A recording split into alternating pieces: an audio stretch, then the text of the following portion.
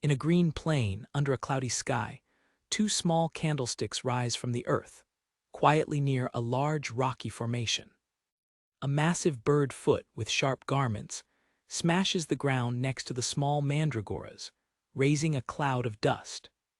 A yellow creature, with a serpent body and bird legs, Sibyl, the light shining in its only eye. The serpent creature advances at high speed in the direction of the indefensive mandregoras. They are buried in the underground. Moments later, they emerge from the earth, now bigger and with red eyes glowing threateningly in the dark. The serpent creature suddenly, surprised by the sudden transformation of its presence. The wind blows through the plain, raising dry foam tufts. The serpent creature and the mandregoras face themselves, immobile, in a tension impasse. In darkness, two pairs of eyes observe the scene. One pair shine with a sinister red light, the other with an intense red. With a rush, the serpent creature opens its hole full of hole and throws into the attack, while the mandregoras are preparing for the impact. A cloud of dust explodes when creatures shock. The mandregoras attack the serpent with ferocity, throwing out quick strikes. Two beings observe the struggle with interest. A muscular man with the head of a scratch and a woman wearing a scratch mask. The mandreggers jump victoriously in front of the serpent creature, which seems shy and confused. One of the mandregoras gives a strong cover on the face of the serpent creature, which rejects with the impact. With its sheet, the mandregger continues to hit the creature, which closes the eyes, resigned to defeat. The serpent creature runs away, while a mandragora follows it closely, guaranteeing its withdrawal. Tears flourish in the eyes of the serpent creature, his face colored with shame and sadness. The serpent creature escapes in despair, crying, leaving the victorious mandraggers behind.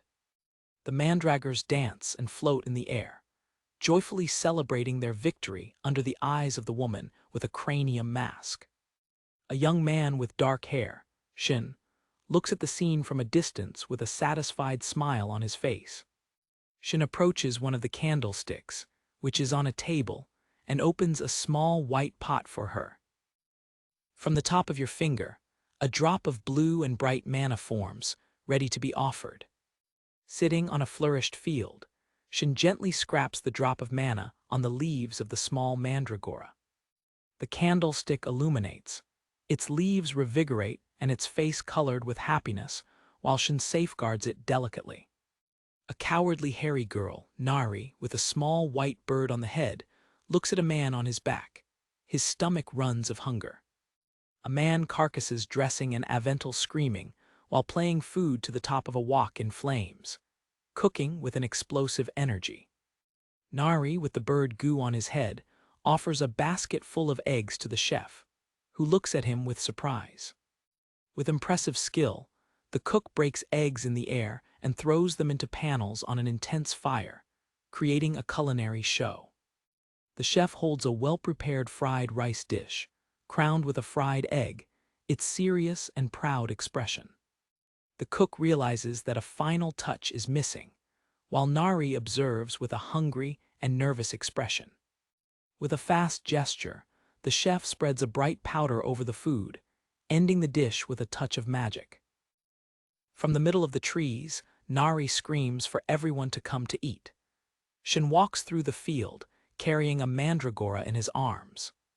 The man-folk and the woman with the cranium mask look at the scene, curious. A smoking dish of fried rice with kimchi is the center of a wooden table, where a diverse group gathers for the outdoor meal. Nari gives the first garf, and an explosion of cosmic flavor takes care of his mind, leaving him with an arrayed eye and open mouth. The impact of the taste plays Nari back on his chair. Shin watched her with a slight smile before she continued to eat her dish. The chef hears joy, shameful, while the woman with the cranium mask observes him. Shin takes a teaspoon of rice to his mouth, trying the food for the first time. Your eyes fit in genuine surprise with how delicious the food is. The little mandragora slept peacefully in Shin's arm, satisfied and sleepy. Everyone at the table eats with enthusiasm, praising the food while the chef proudly offers more portions. With the sun standing at the bottom, Shin smiled, feeling a deep peace and satisfaction. The group enjoys the meal together in a wide green field, while the sun rises on the horizon of the demonic kingdom, painting the sky in orange and golden. In heaven, a cross-shaped scarlet brushes the reality, pulsing with a sinister light. A portal opened, and the destruction was swear by him. Furious and cruel monsters invaded the world, leaving cities in ruins and flames. In the midst of chaos, humans awakened powers, becoming huntingers to fight against the invasion. They were beings who awakened the man and gained special skills, the last hope of mankind. With weapons swallowed in manas, they cut the hordes of monsters, a line of defense against the apocalypse. Thanks to their sacrifice, cities were reconstructed, and despite the problems, normal life began to return. However, the struggle was far from ending. In the ruins, hunters still faced the remaining creatures.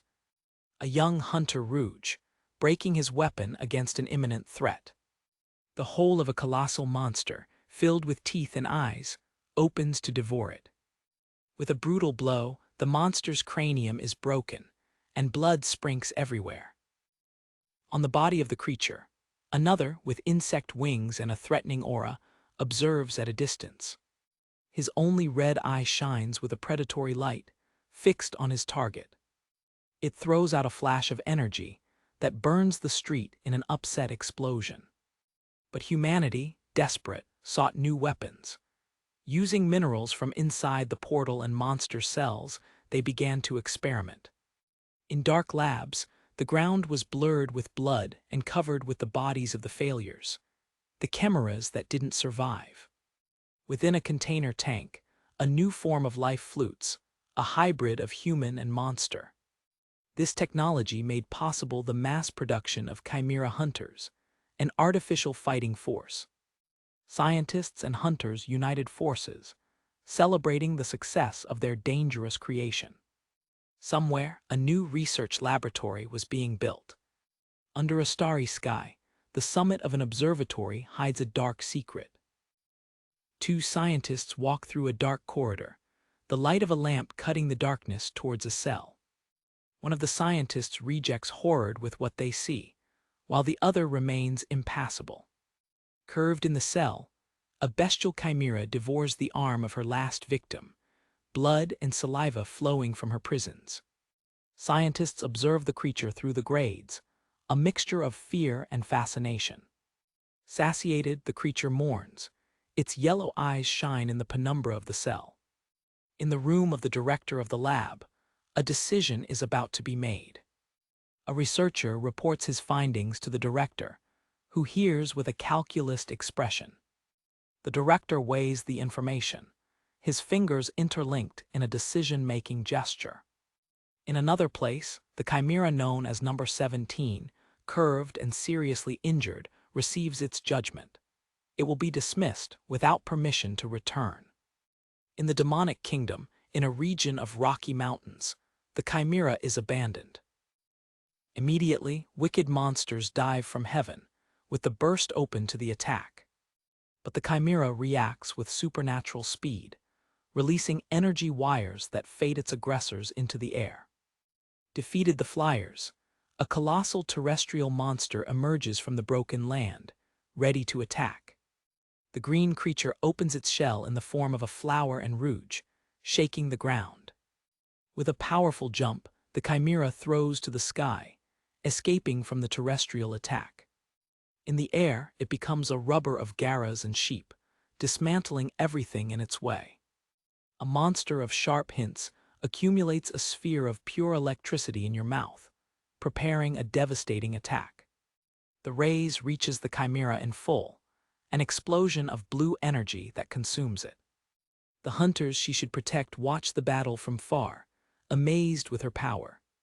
The portal to the human world begins to close, and one of the hunters smiles. The chimera, exhausted and dismembered, collapses over a pile of its own remains.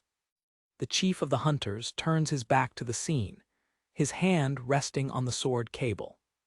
With a fast movement, he shrinks his slope, which shines with a cold light. The portal returns to the house, shut down every second. The signal of the portal disappearance is confirmed, and the hunters are preparing to leave, leaving the chimera behind. They give their back and get away, leaving the weapon that protected them. The chimera, with a last strength spasm, smells the ground.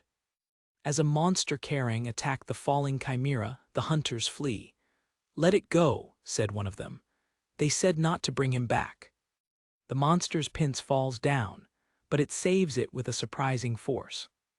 The hunters look back, shocked that the chimera is still fighting. The chimera's eye shines with a primordial anger. His hand stretches, and the carpets of the pince rack and shrink. With a certain blow, he perfures the monster's body, which throws a white fluid. It rises and, in a freeze of power, destroys all the remaining monsters with an explosion of electricity. A green and viscose liquid sprinks in the air. But victory has a price. The body of the chimera begins to dissolve, its shape turns down. Parts of your body fall to the ground, inert. She disappears in a hole, his system fails. Return is not permitted. The battlefield remains silent, covered by 1,823 monsters' bodies. No hunter died. The distorted mass that remains from the chimera begins to burn. A last whole of life is agitating. Memories of your life of continuous battles pass before your eyes. A life as a weapon, without its own will, just orders to kill. But before he was a chimera, he was a boy in an orphanage.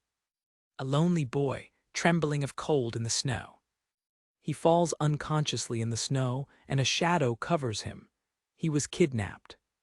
He wakes up attached to a laboratory table, a giant needle approaching his body.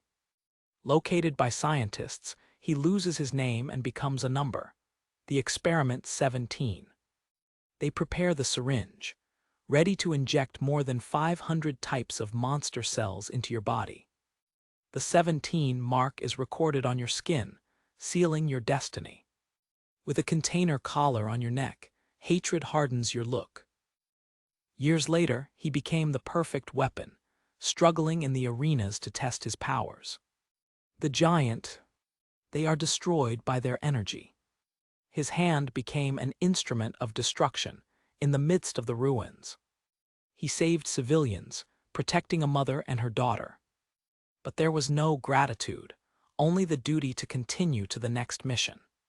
Step by step, he marched to the next battle, leaving behind a trace of carnificine, always alone.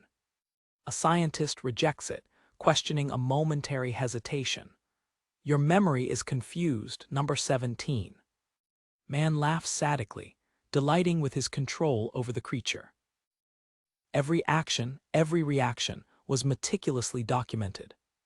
When he was not fighting, he was curved, subjugated, and studied. His only reward was a piece of raw meat. He eaten her like a hungry animal, under the scared look of a hunter. The people he protected looked at him with anger and fear. "It's crazy. Don't look at such things." The memory tape is burning. His eyes are turned off. As long as your body dissolves, a last order echoes in your mind.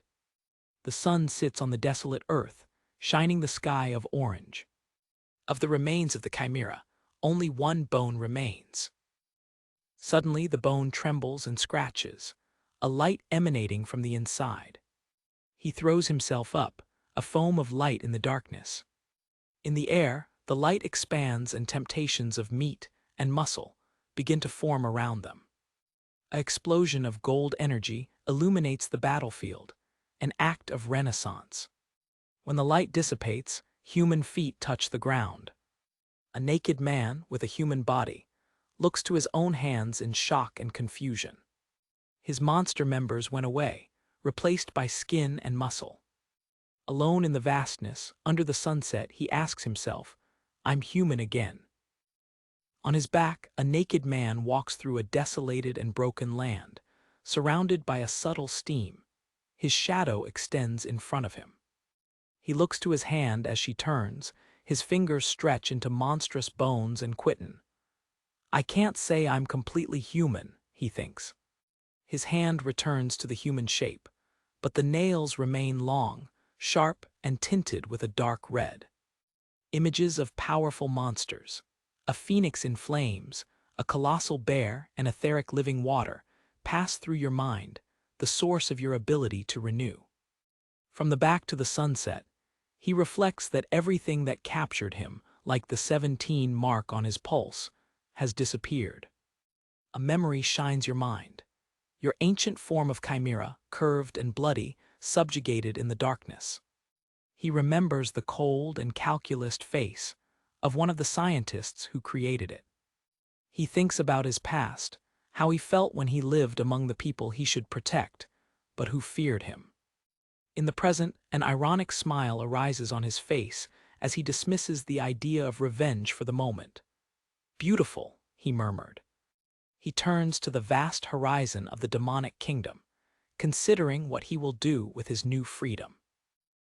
The sun shines intensely in the orange sky, marking the beginning of a new day and a new life. With a renewed expression of purpose, he gives himself a name, Shin. His scattered legs touch the ground, the first step in your new life as a human. Stopped on the edge of a pen, he sees the sun rising, naked and vulnerable, but free.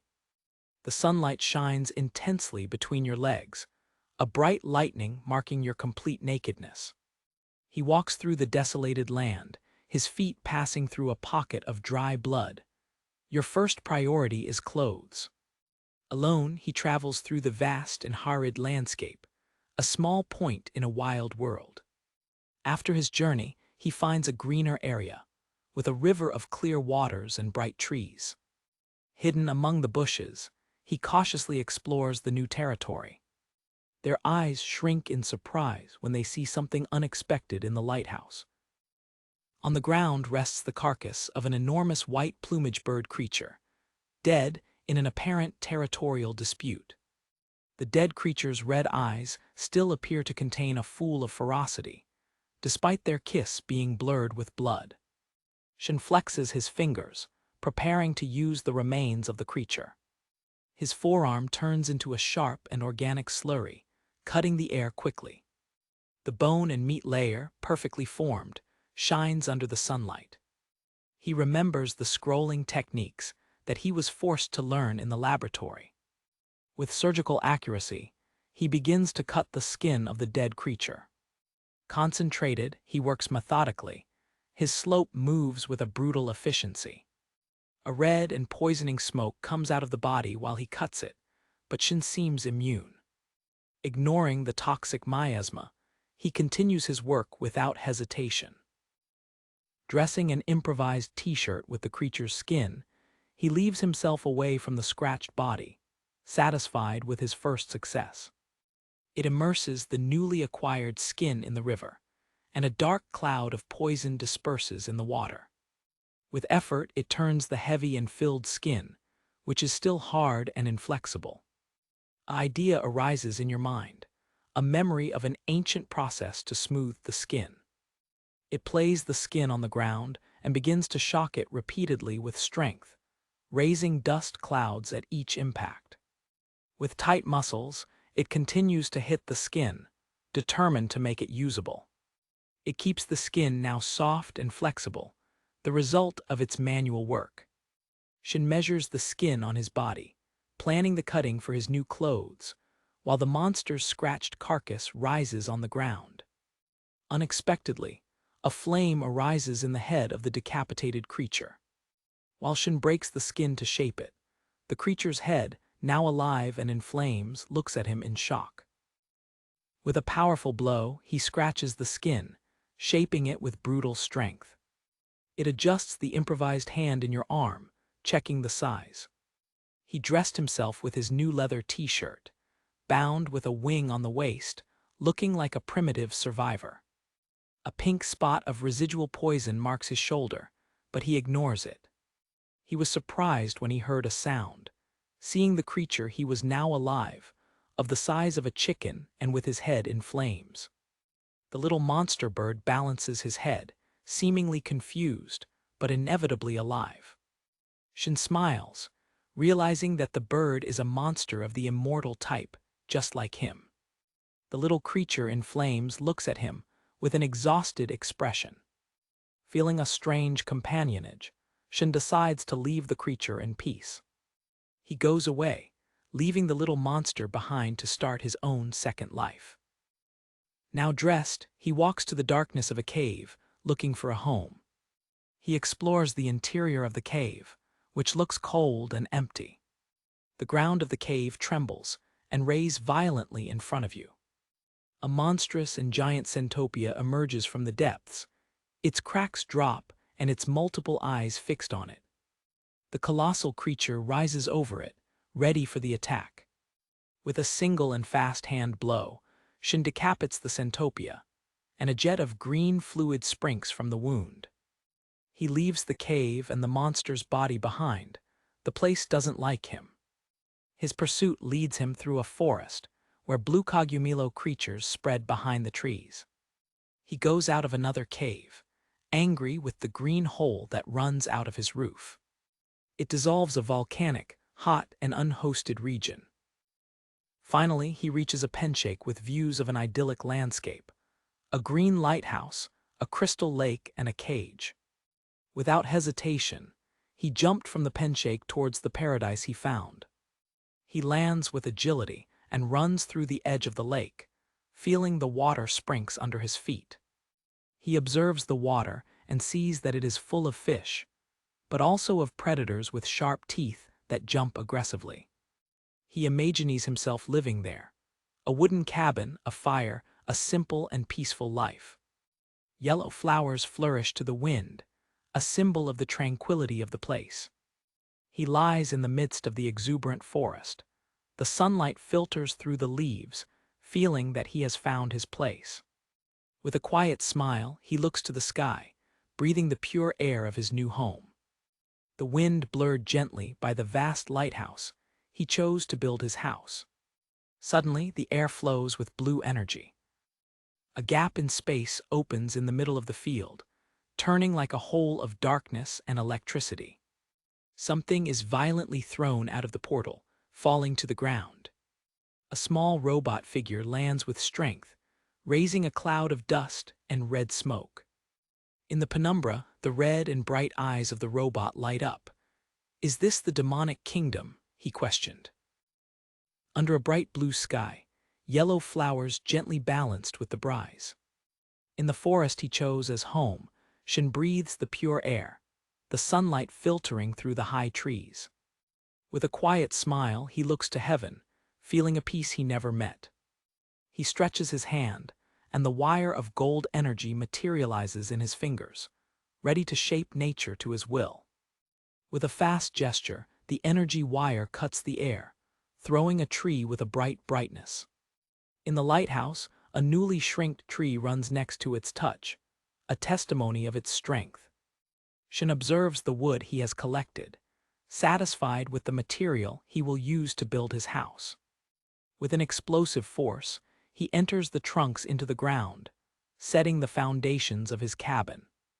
On the back, it uses its energy wire to level the ground, preparing the area for construction. His hand slides over the earth, feeling the surface now perfectly flat. Without effort, he lifts a heavy tail on the shoulder, ready to fit it in the structure. With an impressive speed, it sits the floor tables, its movement a boiling of efficiency. In the palm of his hand, a green and bullshit load of a monster carcasson is agitating, a natural adhesive. He spreads the viscose load between the tores, connecting the walls of his new house with the sticking substance. Larva-corded silk lines float through the sky, interlinking to give the final touches to the construction. Her Tora's cabin is ready, sealed with garlic mucus and reinforced with larva silk, a house built with the demons of the demonic kingdom. With the house ready, he cuts the cheese, thoughtful. Feel that something is still missing for that place to be a real home. A distant memory arises. A classroom where a scientist showed the image of a happy family to young specimens. The memory image focuses on a smiling family playing with their dog in a green grass. He looks to the grass at his feet, the image of the happy family still in his mind. Knitting, he touches the fertile soil, an idea starting to form. His eyes shine with a lamp of inspiration. He will make a garden. Your look turns to the dark and imposing mountains on the horizon, the place where you will find what you need. It reaches a vast landscape of snowed peak, where the air is cold and silence is deep. As the snow falls gently, it stops for a moment, the ice landscape awakening a painful memory. The image of your youngest self, a weak, falling and unconscious boy in the snow, amazes your thoughts. Small green spots with double leaves emerge from the snow, the candlesticks he came to look for. A whole field of young and healthy candlesticks is in front of him, glowing gently under weak light. It cuts and carefully chooses one of the youngest plants to transplant. With a gentle pull, he pulls out the sand of the snow. The soil releases around its roots. In their hands, the little candlestick does not scream. Instead, it sleeps peacefully with a quiet face. He observes the sleepy creature, which emits a slight snorkeling, intrigued by his unexpected calm. He pulls another, and this is also sleeping deeply, riding without worrying about the world. Holding two sleeping candles, he realizes that these are different from the stories he has heard. He remembers that in the human world of low man, the strongly thrown mandreggers turn around in a deadly agony, screaming until they die. He gently scratches the bottle of one of the mandreoras, which continues to sleep, swallowing in pleasure. The two small creatures look at him with curiosity, and he understands that they recognize him as a similar one. He carefully accommodates a small group of mandreoras in his vineyard, which rise there as if they belong. He imagines the possibilities, make a comforting tea with his roots or eat his fruits like a sweet snack. Suddenly, he stops. His head turns as his ears capture a distant sound in the quiet landscape.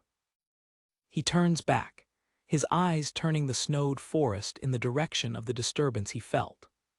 A confident smile forms in his lips as he decides to investigate the quotation. In the snow, two hunters are crushed, wounded and scared, their faces marked by despair.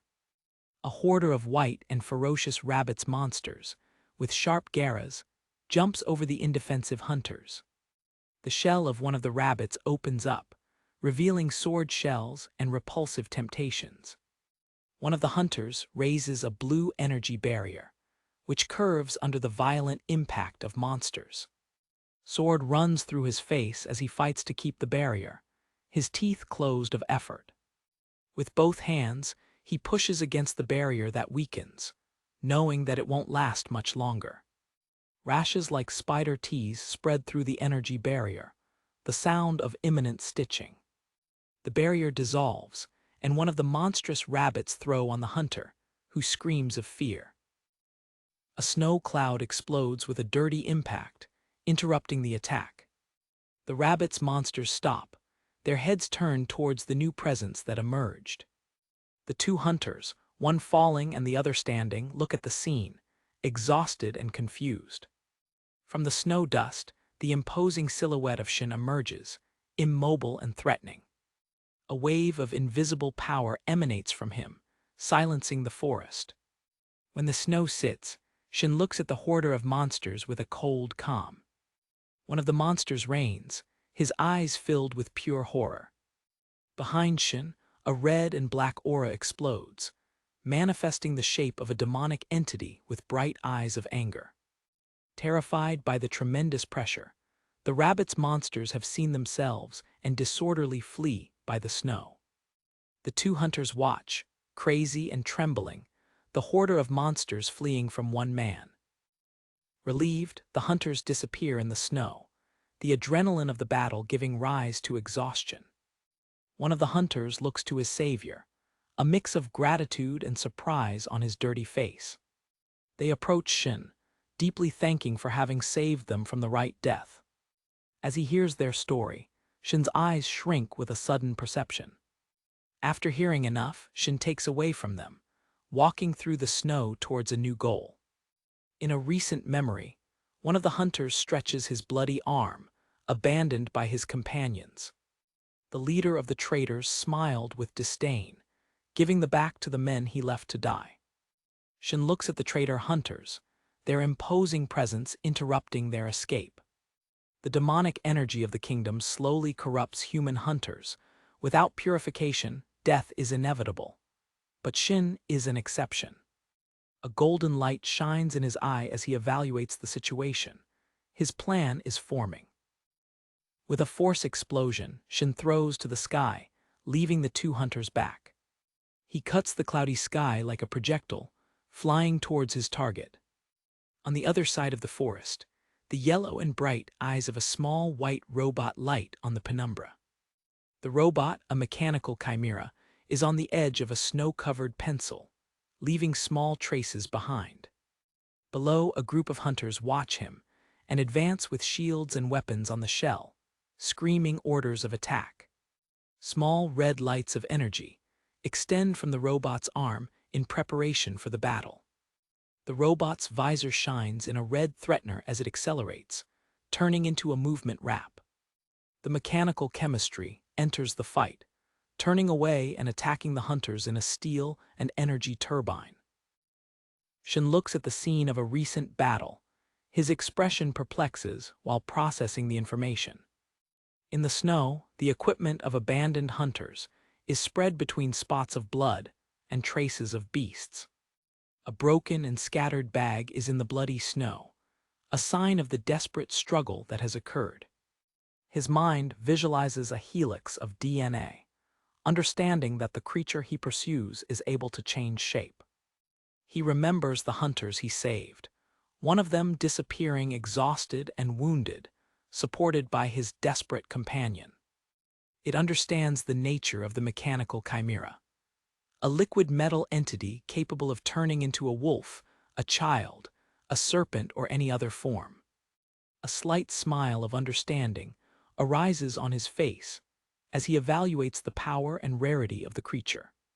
He remembers having approached the wounded hunters, his imposing presence interrupting the attack of the monsters.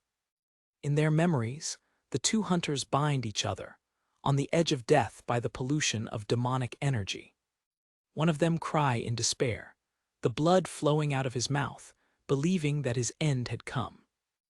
Shin remembers the moment he arrived, his feet touching the snow and interrupting the imminent massacre. The hunter's face turns into shock and relief when he sees his unexpected savior. With the equipment of the traitor hunters on the back, Shin arises in front of the men he saved, an almost divine figure in his perception.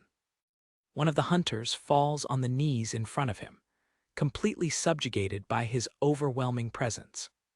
Shin hears the call of the hunters, his calm expression while evaluating the situation. The hunter curves in the snow, asking for help with the little strength he has left. In exchange for portal crystals, the hunters offer you a great amount in cash, which he accepts. With his hands, he activates two stones of the portal, the blue energy crawling between them. A blue hole opens in the snowed forest, while one of the hunters curves in deep gratitude. With the portal turning behind him, Shin examines the money, considering its future utility in the human world. As a hunter carries his weakened companion towards the portal, he turns to Shin, confused with his next action. Shin stretches his hand towards the shoulder of the wounded hunter, an unexpected help gesture. His hand rests on man, and a wave of purifying hand begins to flow from his fingers. A blue energy explosion involves the three, a brutal power that cleans the demonic corruption of the hunter's body. Involved in the blue aura, the hunter screams, the overwhelming power almost too much to endure. Mana infusion is a dangerous act. A single mistake, an array of energies, and the receptor's mana nucleus would shrink, resulting in the right death. The energy dissipates, and the now-healed hunter looks to his own hands, shocked and wondered. The two men embrace each other, crying of relief and unbelief for having escaped from death twice. One of the hunters sinks in the snow, promising to never forget the debt he has to Shin. After their departure, Shin returns home, his calm expression while planning his next steps. His rustic cabin awaits him in the lighthouse, surrounded by a subtle aura of power and belonging. He approaches his small garden and realizes that the mandreoras he has planted are murched and unhappy. He shakes and carefully shakes them on the earth, trying to understand the cause of their dissatisfaction. The small plant creatures look to the ground with sad expressions, clearly unhappy with their new home.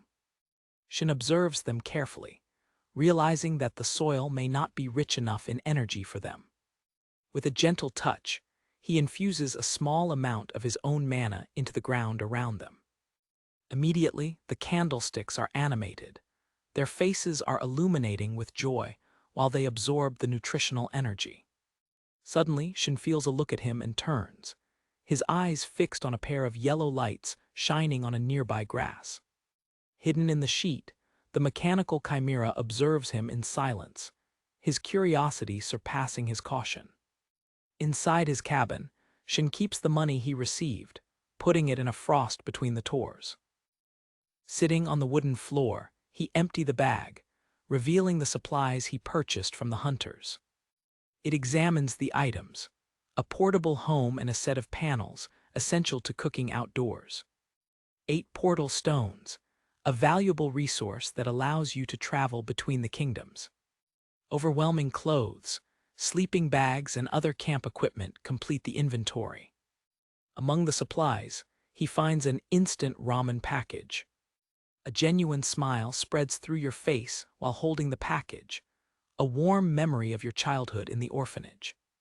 On the edge of the lake, while he catches water to cook, a monstrous fish with sharp teeth jumps out of the water to attack him. Without shaking, Shin raises his hand, ready to deal with the aggressive creature. With a quick and precise blow, he got the fish, which will now be part of his meal. In a nearby nest, it collects some eggs of strange appearance, adding them to its ingredients. Sitting on a tree hole, he harvests some aromatic herbs to temper his improvised soap. He holds the panel, now full of fish, eggs, and herbs, ready to be cooked. From the shadows of the forest, the mechanical chimera observes Shin preparing for cooking, taking a cautious step closer. The stomach of the little robot runs high when he feels the smell of the ingredients. His curiosity turns into hunger. Shin burns the lights of the portable home with one click. On an improvised table made of a stone, he begins to prepare his ramen, the mandreoras watching at a distance. A dark steam and horrible smell rise out of the panel, and the candlesticks fall back, angry. The fedor spreads, making the small creatures turn around and cover the nose in repulsion. The smoke putting serpents through the forest, an unmistakable sign of its questionable culinary. Despite the terrible smell, the mechanical chimera baba, hypnotized by the vision of the food being prepared. With a plan in mind, the chimera begins to transform. Your liquid metal body is shaped and reformed, taking a new shape. He turns into a foolish and disgrained poodle dog, a tactic to gain the sympathy of Shin. Starting to break, the chimera dog slowly approaches the table where Shin is cooking. Shin serves the meal while the dog sits patiently next to him, looking at the food. With the tongue from the outside and the eyes pidons, the chimera wondered how a creature like that managed to escape the laboratory and get so far. Shin looks at the dog bedding, perceiving the shooting, but decides to enter the game. The final meal is a sandwich of grotesque appearance, with the fish, eggs, and herbs floating in a dark and burning heat. The two eat together, Shin sweetening the macaron and the chimera devouring a portion in a dish, both ignoring the terrible taste. With the shell filled, the chimera dog looks at Shin, a life shell in his mechanical eyes. A nostalgic memory fills Shin's mind. He, as a boy, surrounded by other orphans, joyfully sharing a panel of ramen. He remembers the simple joy of eating the hot corn, a rare moment of happiness in his childhood.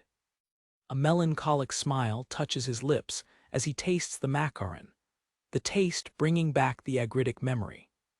The sun begins to rise, and the fevering steam of the soap finally dissipates over the lighthouse. The poor candlesticks vomit green bile, completely traumatized by the smell attack. Taking the shape of a child to test the chimera, Shin tells the dog that he can already go away, now that the meal is over. The chimera dog turns to go out, his apparently successful farce. Shin interrupts him, pointing out that he was missing with the other leg before. The dog is frozen, I get a surprise. With a fun smile, Shin observes the chimera dog, who desperately changes the leg he eats before he continues his way. The sound of a cave echoes by the lighthouse, the water falling into the cascade by a rocky pen. On the edge of the lake, Shin is preparing for a worldly task, washing clothes. He lifts a heavy wooden stick over a dirty shirt, stretched on a tired stone. His hand stretches the wooden stick with a contained force, the nodes of the white fingers. With a scream of effort, he hit down, but his strength is so immense that he mistakes the shirt and touches the stone, which stumbles in an explosion of water and fragments. The wooden stick burns slowly where it hit the stone now sprayed, Shin's raw power leaving a trace of destruction. He looks at the result of his failure, an expression of frustration shining his face while the dirty shirt remains untouched. His eyes turn to the side, capturing a subtle movement in the periphery of his vision. A small rock with eyes and metal antennas shines, revealing itself as the disguised mechanical chimera. At another time, a small aquatic monster emerges from the water, watching Shin with curiosity as he dives a panel. The chimera, now covered with a small wooden being, observes Shin admire a grass of yellow flowers. A bees land in the chimera wood cover, which freezes in panic. Abandoning its cover, the chimera in its robotic shape runs uncontrollably, turning the arms in panic to escape the bee. His mechanical eyes shine in an intense red of pure fear and hatred for the bees. In a frenzy, the robot attacks the little bee with a series of fast and unchallenged strikes. Perceiving that Shin is observing him, the robot suddenly, frozen in an excuse pose with the hands together, while the bees fly away. The chimera Cora, spying behind the flower tree, ashamed for being caught.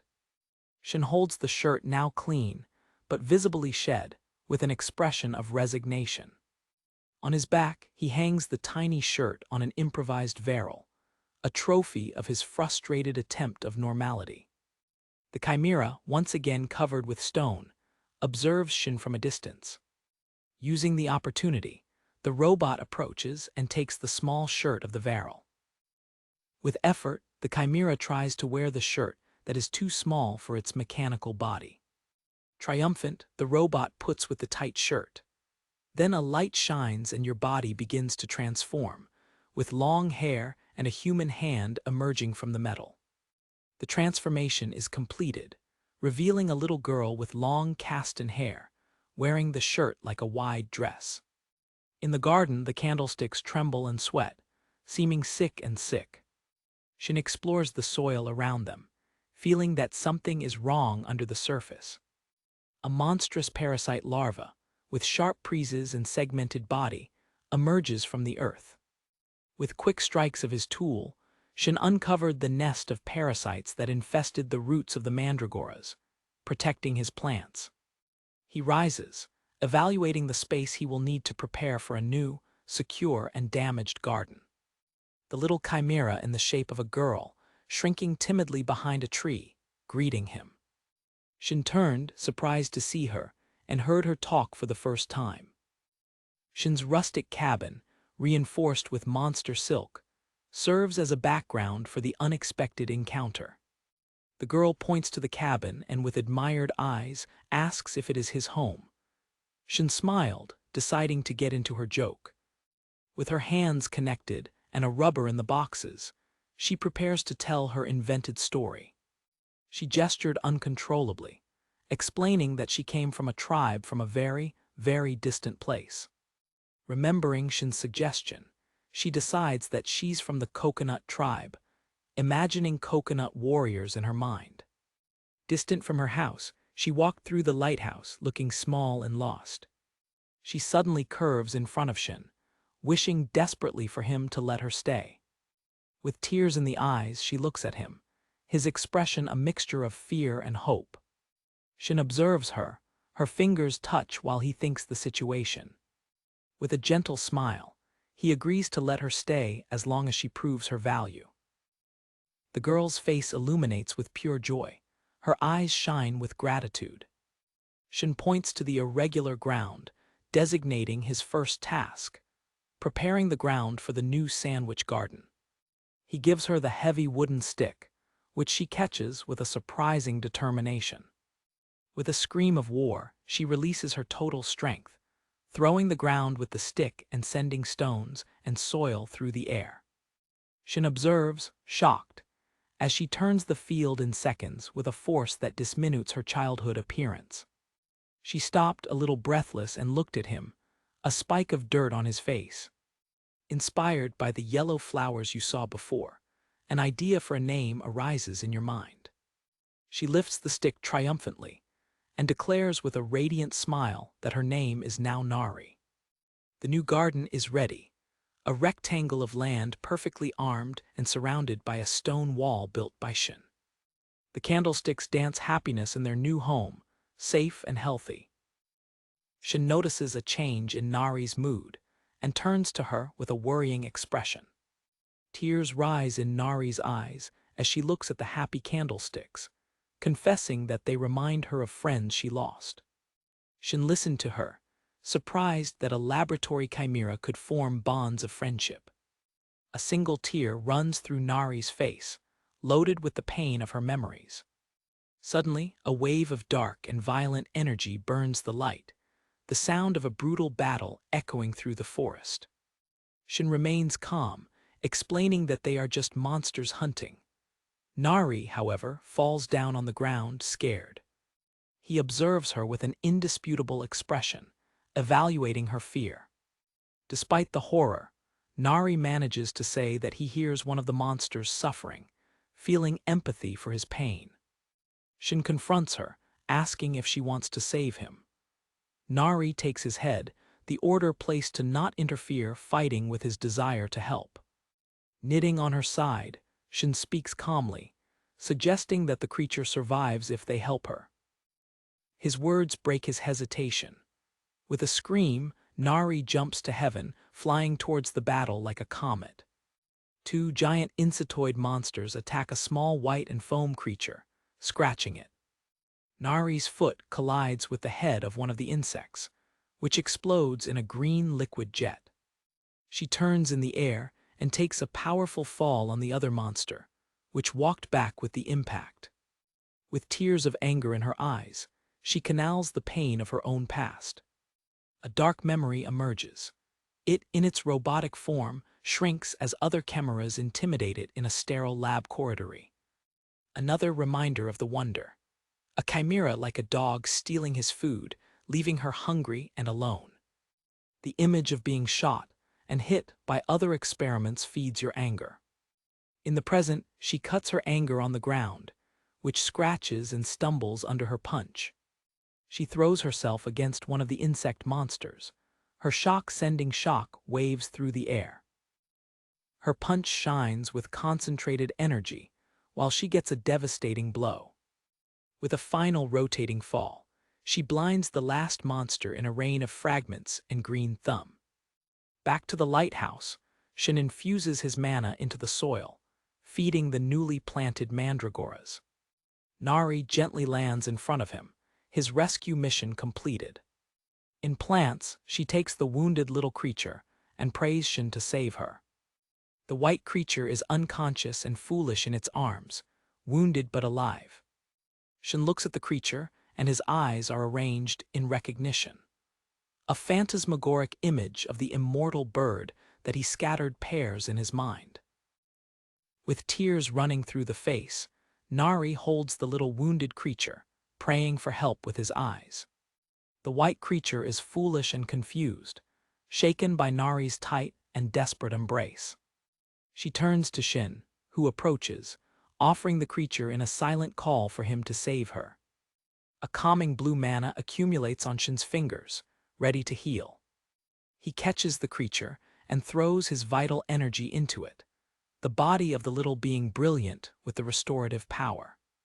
As the mana flows, Shin analyzes the magic signature of the creature, recognizing a familiar pattern in its essence. The memory of the immortal bird that he sprinkled to save rises. The energy is the same, only smaller and weaker. Shin looks at Nari with a thoughtful expression, confirming that the creature is not seriously injured. He explains that the monster is just unheeded, his condition shocking Nari. Nari looks at the creature in his arms, his expression changing from concern to a ferocious determination. A dark memory of being intimidated by other chimeras in the laboratory feeds their empathy for the indefensive creature. She lifts up the creature, offering it to Shin as if a treasure was presented. With an unbeatable conviction, Nari promises that he will train and take care of the creature, asking for permission to stay with her. A gentle smile spreads through Shin's face as he agrees to her request. Nari's face illuminates with a pure and radiant joy.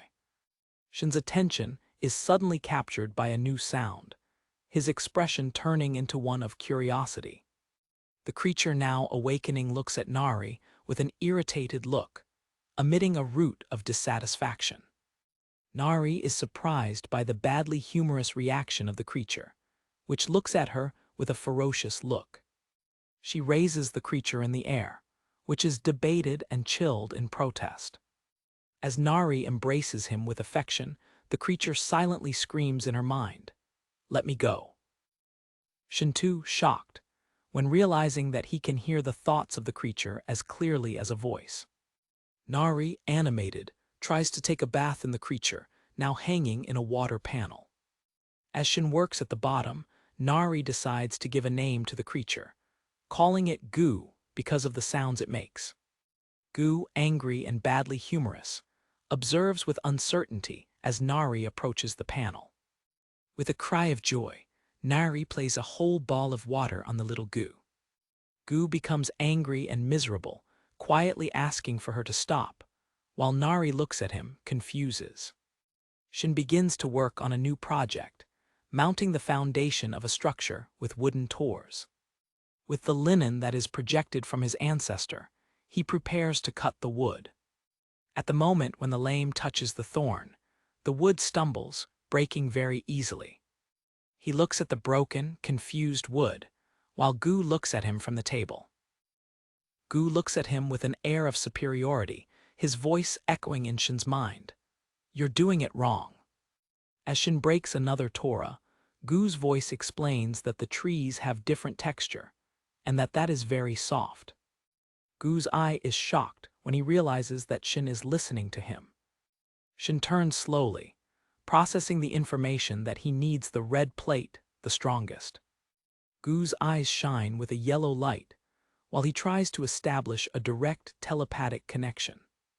Goo's attempt is received by a dark and impenetrable demonic energy barrier that protects Shin's mind, rejecting the intrusion.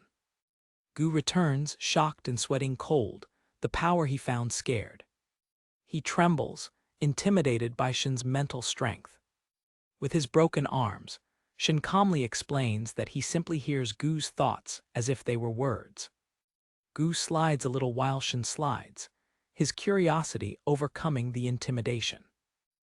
Shin understands.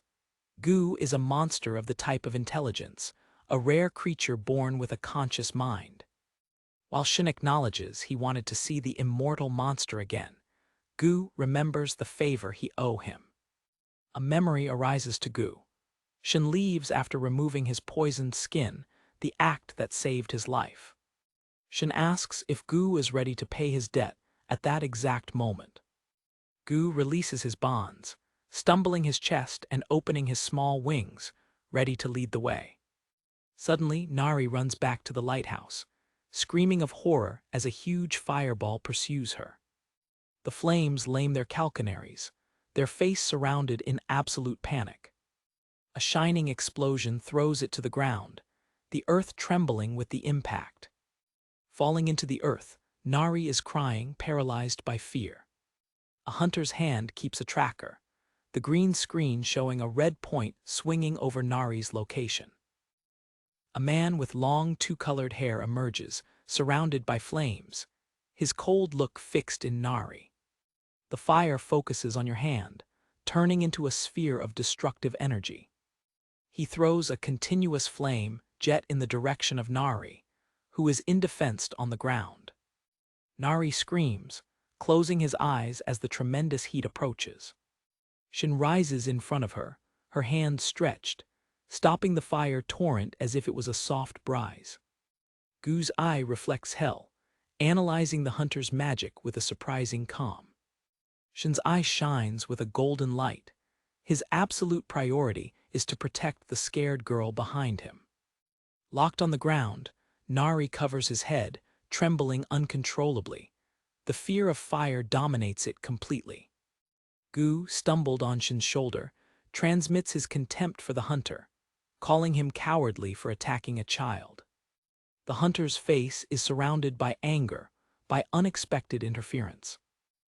In the improvised battlefield, Shin looks at the hunter, a protective barrier between the aggressor and the child. With a cry of anger, the hunter releases all his power, flames exploding from his body. He canals anger in two firefighters that shoot out of his hands. Shin lifts a single finger, a flash of blue and cold energy glowing on his peak. A light of pure energy passes through the flames and reaches the face of the penchak behind the hunter. The hunter turns. His face turns into disbelief when the mountain behind him explodes. The horror takes into account his expression as the avalanche of stones flows over him. Shin kneels to comfort Nari, who solves while cleansing the tears of the face. The hunter jots of witches on the ground, semi-entered under a pile of soil and stones. Shin approaches and catches the unconscious man through his hair to pull him out of the rubbish. With a pull, he remains only with a false hair tuft in his hand. Shin looks at the paruka in his hand with an expression of pure perplexity. On the ground, the head perfectly carcassed and bright of the hunter is revealed, glowing under the sun. The defeated hunter runs witches on the ground, unconscious after the confrontation. Shin approaches and catches him by his hair, preparing to lift him up. With a pull, a false hair tuft leaves in his hand, revealing itself a Peruvian. Shin's expression changes from irritation to pure perplexity as he looks at the Peruvian. On the ground, the head perfectly carcassed and bright of the hunter is revealed, glowing under the sun. Nari and Gu look at the bizarre scene, while Shin processes the revelation. The hunt of the hunter reflects the sky, and the clouds like a polished mirror. Nari's fear disappears instantly, replaced by a high and uncontrollable throat. Shin observes her laughter. The tension breaks with the comedy of the situation. With his hand extended, Shin prepares to sund the unconscious man's mind to understand his reasons. Gu's eye shines, his own mind focused on the connection that is about to be made. Shin's eye shines with a golden light as he dives into the hunter's memories. In the mind of the hunter, a dark image of a scientist in a dark laboratory arises, his laughing echoing. The scientist's face turned around, revealing a cruel smile and gold teeth, the same man of Nari's trauma. The memory shows a form of horrifying life, self-conscious, clinging in front of the sadic scientist. Back to the present, Shin gently tightened Nari's head, offering quiet comfort. Gu, in turn, sits on the bright head of the hunter and curiously cues it. With her trauma now faced, Nari's confidence increases and she takes a triumphant position. Later, the hunter, Kesiok, wakes up to find himself bound and hanged under the jet of a cage. The cold water fills him completely, leaving him to tremble of misery and shock. From the top of the pen, Nari points to him and provokes him, his completely forgotten fear. Shin approaches with a huge panel and a smiling smile, while Nari looks at him with uncertainty. On the edge of the river, Shin begins to fill the panel with an absurd amount of water to cook ramen. Nari declares proudly that the fish ramen is an equerry of his tribe, a lie that Shin accepts with a smile. A violent rejection runs into the water, showing Nari's chaotic fishing method. Hunted under the cage, Cassiok cries in despair as he witnesses the bizarre scene. Shin observes Nari dyeing his head into the water to catch fish with his own hands. He looks at the panel, considering that he will need even more water to cook for 3 people. Nari emerges from the water, victorious, holding several monstrous fish with sharp teeth. Under the orders of Shin, she prepares to play a fish on the panel, while Cassiok observes in horror. The sweat runs through Cassiok's face. The vision of such culinary profanation fills him with fear. The fish falls into the panel, adding to the huge amount of water. Unable to tolerate more, Cassiok screams from the cage, praying for him to cook. Nari, too, confuses with the explosion of man, while Shin and Gu observe. The wire is cut, and Cassiok falls into the water, finally free from his punishment. Under an imaginary holofoot, Cassiok takes his place at the kitchen table, ready to save the meal. With the accuracy of a master, he throws the ramen tempero package. He examined the dry macaron block with the seriousness of who deactivates a bomb. Shin and Nari observe him cooking, his dark and hungry auras exercising an enormous pressure on him. A drop of sweat runs through Cassiok's temper, feeling the weight of expectation. His own reflection, distorted by anxiety, looks at him from the hot water. It adds the macaron and flocks to the panel with careful and efficient movements. With a breath he focuses, his honor as a cook and his life in play. With a fast movement of the hashies, it lifts the macaron, airing it to the perfect texture. Macaron wire shine, perfectly cooked and elastic. Your eyes are fixed on the task, every second counted in your mind to the ideal cooking point. A single tear of relief and pride runs out of your eyes when you finish your primary work. The ramen is ready, a meal so perfect that it seems to have its own taste statistics. The trio looks at the tiger, surprised by the delicious appearance of the meal. Shin takes the macaron to the mouth to give the first and decisive bite. The 3 eat together, the sound of macaron being swept filling the brightness. Their eyes are fixed in unison, touched by a wave of avassallating taste. The experience is so transcendent that they feel floating in a gastronomic paradise. Back to reality, Nari is in extase, wondered how delicious human food can be. Gu lies on the table, from the stomach up, completely satisfied and immobile. The meal ends with all the cakes. Cassiok is waiting, proud and hopeful. He watched Shin nervously, waiting for the final judgment. Shin looks at his empty tile, a thought expression on his face. Cassiok sinks when Shin finally lifts his eyes up to him. In a complaint gesture, Cassiok plays on the ground, curving deeply and praying to become a student of Shin. Shin is apparently surprised by the desperate request. Cassiok explains that Shin is the strongest hunter he has ever seen, and that he wants to learn from him. He offers himself to be his personal cook and messenger, doing anything in exchange for training. He remains on his knees, his hope of being able to overcome his pride. Shin evaluates it, a slight smile forming when realizing the man's sincerity. Allonging to the drama, Nari turns the panel over his head, trying to catch the last drop of heat. Tears of despair and hope flow through Cassiok's face. He screams his determination, promising loyalty in exchange for the chance to become stronger. His married eyes reflect an unbeatable will. Shin agrees, and to Cassiok, his new master seems to shine with a divine light. The empty panel remains on the table, the catalyst for this new alliance. Nari, with the face still dirty of milk, holds the panel and demands to fight against Kesiok first. Kesiok laughs of the girl's boldness, while Nari looks at him, irritated.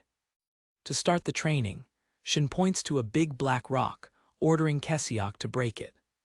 Kesiok laughed nervously, recognizing the rock as black iron stone, a material almost indestructible. As he hesitates, Nari advances and spreads the rock with a single blow without effort. Kesiok's cheese falls, his blurred shock face and a new level of fear. Nari takes a fighting posture. His hand turns into liquid metal, ready for fighting. Nam Gisiok, a promising hunter who awakened his powers naturally, is watching the rise of the sun, his silhouette cut against the morning light. Since childhood, the fire was dancing on his fingers, an early sign of his innate power and a bright future. In his youth, he was a force of nature, his punches surrounded by violent flames. He attacked his enemies with a burning anger, every blow a power explosion. Years later, under the water of the shower, he washes his long hair, a symbol of his pride. He stopped, feeling something wrong when passing his hands through the wet hair. The horror takes into account his face when he looks at his hands and sees them filled with hairstyles. From knees on the floor of the bathroom, he desperates, his world collapses. Taking his head, he screams in silence, feeling the head skin exposed under his fingers. In a medical office, the news is devastating. A doctor tells you that there is no hope, that he should simply give up. A single tear of despair runs through your face, sealing your destiny. He goes out of the clinic, defeated, the lighted facade of the building shaking his pain. Your expression is empty. The light in your eyes is turned off by the loss of your identity. He dives into depression, his apartment a chaos of empty bottles and old food, the TV light illuminating his misery. Largely on the sofa, he looks at the roof without life. A light of hope arises from a TV show. A scientist talks about a rare liquid metal accidentally thrown into his head. The old scientist removes the hat, revealing a full and exuberant hair, a miracle of science. Kesiok rises from the sofa, his eyes shaken in shock and unbelief. Hope turns into anger when the scientist realizes that he will use the metal to create a chimera, not a cure for calvitia. He smashes the table with the punch, screaming his frustration to the empty room. In the news, a matter reports that the mechanical chimera escaped into the kingdom of demons. With a new determination, he runs out, his clear mission: find the chimera and claim the liquid metal for himself. His eyes shine with a manic obsession, ready to do anything to recover the hair. Back to the present, Kesiok is on the ground with his face on the ground, defeated and humiliated. Nari dances and celebrates his victory over him, completely alien to the tragic past of man. Shin spies from inside the cabin, watching Kesiok training. In a moment of calmness, Shin admires the dry coat he built, a well-done work, while Goose sits on approval of the polar on it. Still from the outside, Kesiok is looking forward to his master with a renewed determination. He focuses, preparing for the next round of training. Flames form in your hand. Your control over the fire is now more focused. Free of his peruka, he feels a renewed power and challenges Nari for another struggle. Nari accepts the challenge, his punches closed in anticipation. It advances like a fire comet, its speed and power amplified by determination. The fire attack collides with the ground where Nari was, but she is no longer there. Your body is liquefied in praddied metal, absorbing and neutralizing the impact of the flames. Before Kesiok can react, she reforms and reaches him with a powerful fall. Her punch sends him flying, scratching him against a nearby rock wall. Nari puts victoriously, pleased to have overcome her fear of fire, while Kesiok jazzed defeated in the crater that his body created.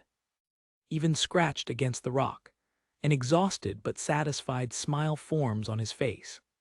He stands up, cleansing the dirt of his gloves. With a challenging smile, he is preparing to continue, his resistance impressing everyone.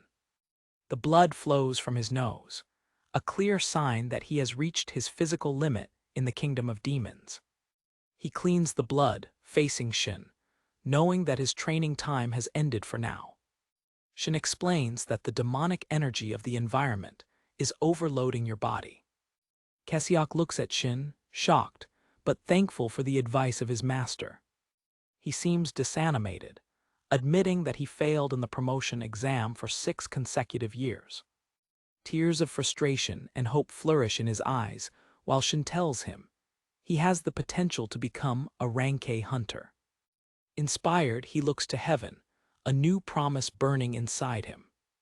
In front of a rotating blue portal, Kesiok is preparing to return to the human world, promising to return stronger and bringing more ramen. Shin, Nari, and Gu watch him depart, an unlikely alliance formed. After Kesiok's departure, a quiet falls over the lighthouse. Shin remains thoughtful. Gu, stumbled in Nari's head, expresses his uncertainty about Kesiok's loyalty. Shin smiled, confident in Kesiok's sincerity and despair to become stronger. Back to the cabin, Shin and Nari admire the newly arranged space. With the linen of his arm, Shin starts cutting openings on the chores wall to create windows. Wood shells fly as the shell slides without effort, cutting the wood accurately. The sunlight floods the cabin through the new windows, to the delight of Nari and Gu. Nari points out that although the house is clear during the day, they will need light at night. Gu, stumbled on her head, seems annoyed with the lack of planning. Nari tightens Gu's boxes, treating him like a fool toy. She embraces him with strength, his affection sweeping the little monster. Shin explains to Nari about the bright stones that can be found in the volcanic region. He smiled, suggesting them to embark on a new mission to search for them.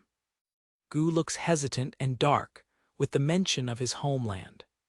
Shin stretches his hand, inviting Nari and a reluctant Gu to the journey. They reach the volcanic region, a hell landscape of black rock, lava rivers, and toxic smoke.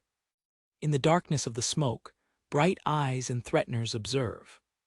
In the midst of the heat, a giant flame of fire cries over the body of his partner, his pain echoing through the crater. A volcanic landscape extends under a dark sky, with incandescent lava passing through the slopes and fire meteors falling from the top. Gu flutes in the hot air, its irritated and uncomfortable expression with the hostile environment. Regardless of the danger, Nari joyfully jumps over a flooded lava river. Shin looks at the scene with a quiet smile, while Gu flies next to him. A dark image of Shin's past arises, a cornered creature subjected to painful experiments. The trio passes through the calcinated earth, the heat emanating from the ground into waves. Despite the danger, Shin remains calm, a slight smile in his lips. The improvised bandages on Nari's feet begin to flower with the intense heat of the volcanic soil. Nari runs to Shin, looking forward to sharing his thoughts about the journey. His face is illuminated with a radiant smile and pure excitement. They continue their walk through the scattered landscape of rock and fire. Nari stopped suddenly, his eyes turned up when he saw the imposing lava mountain in front. At the top of a peak, Nari raises his arms in triumph, celebrating his arrival. The celebration is interrupted by the sight of an enormous flame of fire, complaining about the lifeless body of his partner. Large tears shrink from the eye of the flame, its palpable pain. Nari and Gu look at the scene with shock and sadness, the suffering of the creature annoying them. On the back of the dead female, a hole of bright eggs is dangerously exposed to heat. Gu observes with a serious expression, understanding the severity of the situation. The male snake circulates the body of his partner, releasing a silent regret for the loss. With his eyes shaken, Nari turns to Shin, quietly praying for his help. Shin sticks firmly on the hot floor, deciding to intervene. It jumps through the crater, moving with speed and purpose towards the saps. Shin gently lands near the flame of fire in sadness. Agitated by the approximation, the flame of fire turns. Its interior shines while preparing an attack. Shin looks at the angry creature with an unbeatable calm. A torrent of flames explodes from the mouth of the seed, swallowing everything on its way. With one finger lifted, Shin creates an invisible barrier that dissolves the fire without effort. He approaches and gently touches the head of the giant sap. The seed instantly disappears, his body paralyzed by Shin poison. From the bottom of the crater, Shin smiled to Nari, assuring him that everything is under control. He poses himself between the paralyzed sap and his partner's body. With caution, Shin gathers the eggs from the back of the dead female. The eye of the paralyzed sapple arrayed, watching Shin's actions with surprise. It firmly boasts the eggs on the back of the male sap, ensuring the safety of the prole. Satisfied, Shin observes the male puppy who now carries the eggs, his fixed look on his falling partner. The garas of the sape sign on the ground, preparing to leave. He strongly jumps to heaven, carrying his future on his back. The sape lands safely on the other side of the crater. Before he disappears, he throws a last look back, a silent gesture of gratitude. Nari observes the departure, his eyes glowing of relief and admiration. The flame jumps away, disappearing in the volcanic cloud to take care of its eggs. Shin looks up, a smile satisfied by having saved the line of the creature. With the crisis resolved, Nari begins to collect the bright stones from the walls of the crater. She raises a large, bright stone with a cry of joy. The group works together, filling their bag with the bright crystals.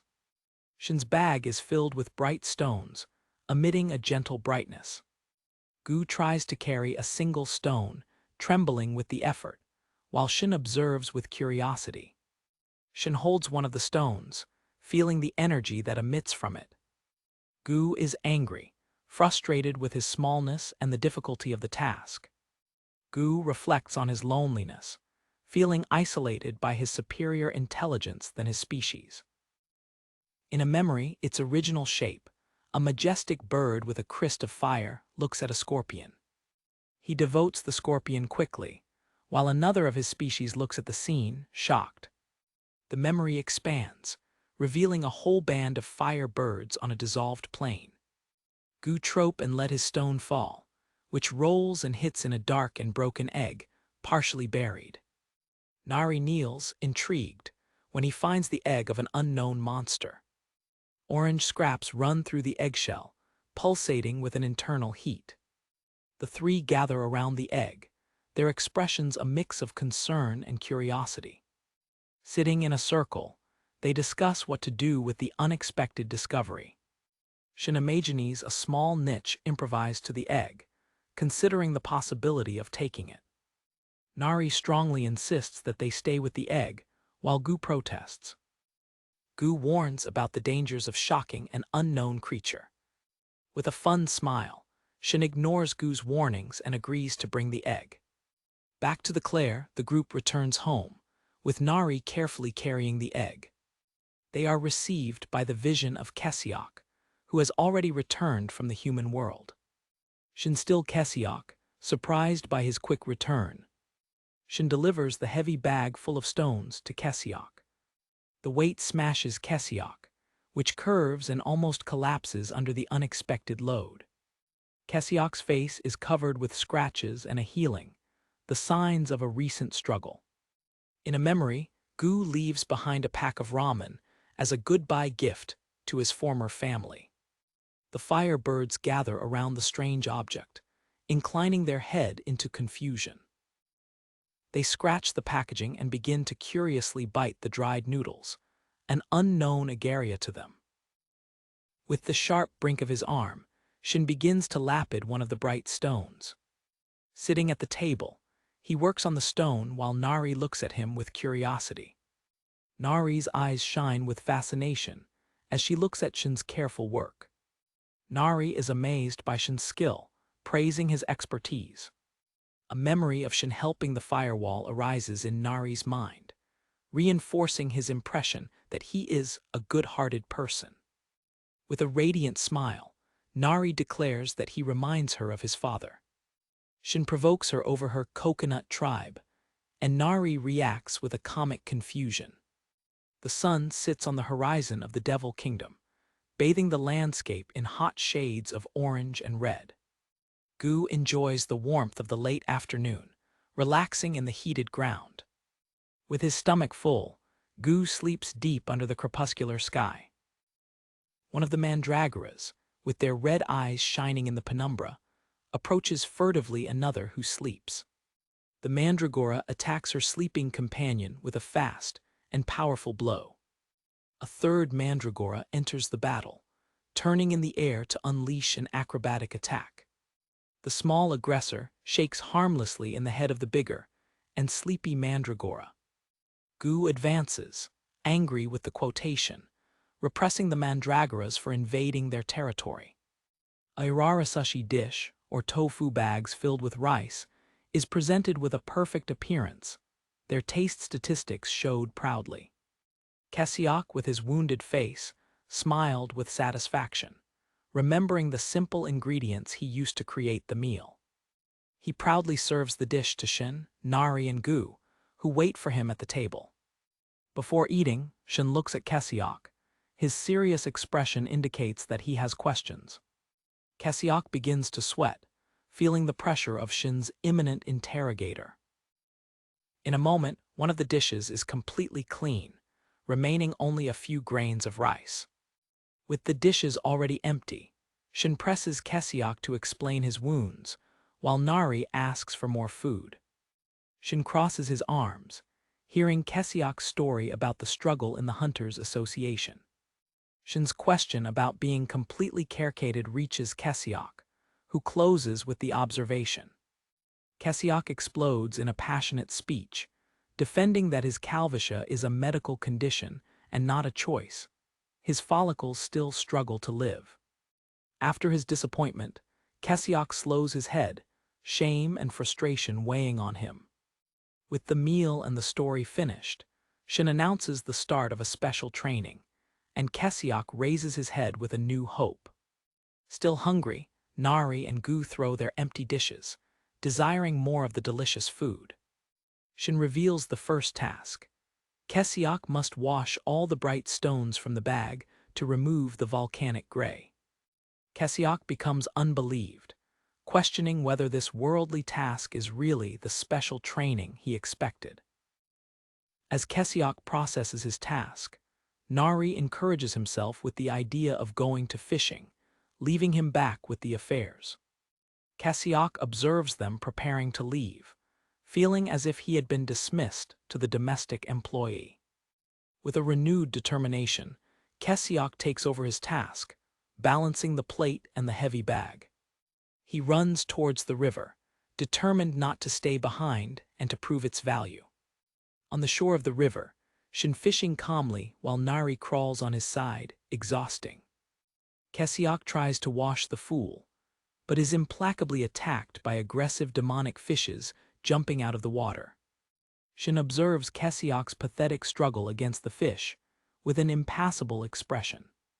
Defeated, Kesiok sits on the grass, while Shin repents him for not using his hand to protect himself.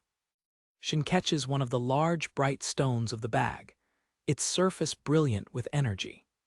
He delivers the stone to Kesiok, who receives it with an expression of surprise and hesitation. A dark aura of demonic energy runs out of the stone, surrounding Kesiok's arms. Brutal energy overloads you, draining your strength and forcing you to release the stone on the ground. The bright stone pulses on the ground, emanating a green and unstable demonic energy. Shin touches Kesiok's chest, focusing on his manic core. An internal viewing shows the Kesiok's mana sets being forcibly opened and activated by Shin's touch. Shin's hands shine with a controlled blue energy as he guides the man flow of his new disciple. Kesiok feels the power flowing through him, his own hands now surrounded in a white and pure mana aura. With his man now under control, he is preparing to try to lift the stone again. He closes his teeth with effort, channeling his whole hand to fight the demonic energy of the stone. With a scream of effort, he manages to raise the stone above his head, the energy crying around him. A triumphant smile spreads through Kesiok's face by showing his new strength to a satisfied Shin. Revigorated and confident, Kesiok swears his loyalty and dedication to training, ready for any challenge. At night, the cabin is gently illuminated by the light of the bright stones placed on the outside side. Inside the cabin, one of the lapidated stones was hanged, serving as a bright and constant lamp. Shin, Nari, and Kesiok sleep deeply in their respective beds, exhausted after a long day. Kesiok sleeps hard, a baby wire passes through his mouth. Shin sleeps in silence, his calm expression under soft light.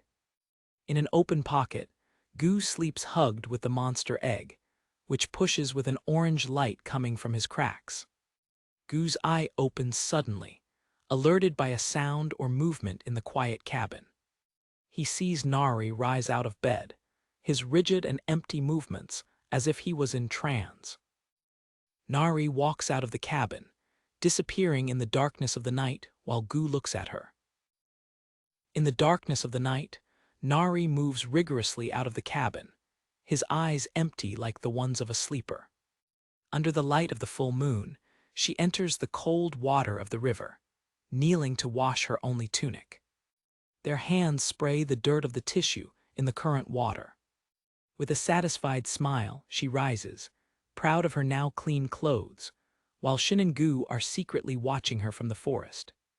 Hidden behind a tree, Shin looks at the scene with curiosity, while Gu flows to his side with an irritated expression.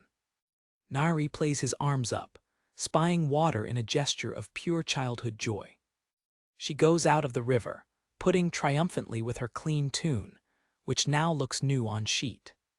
Nari's celebration is interrupted when Shin approaches, surprised her.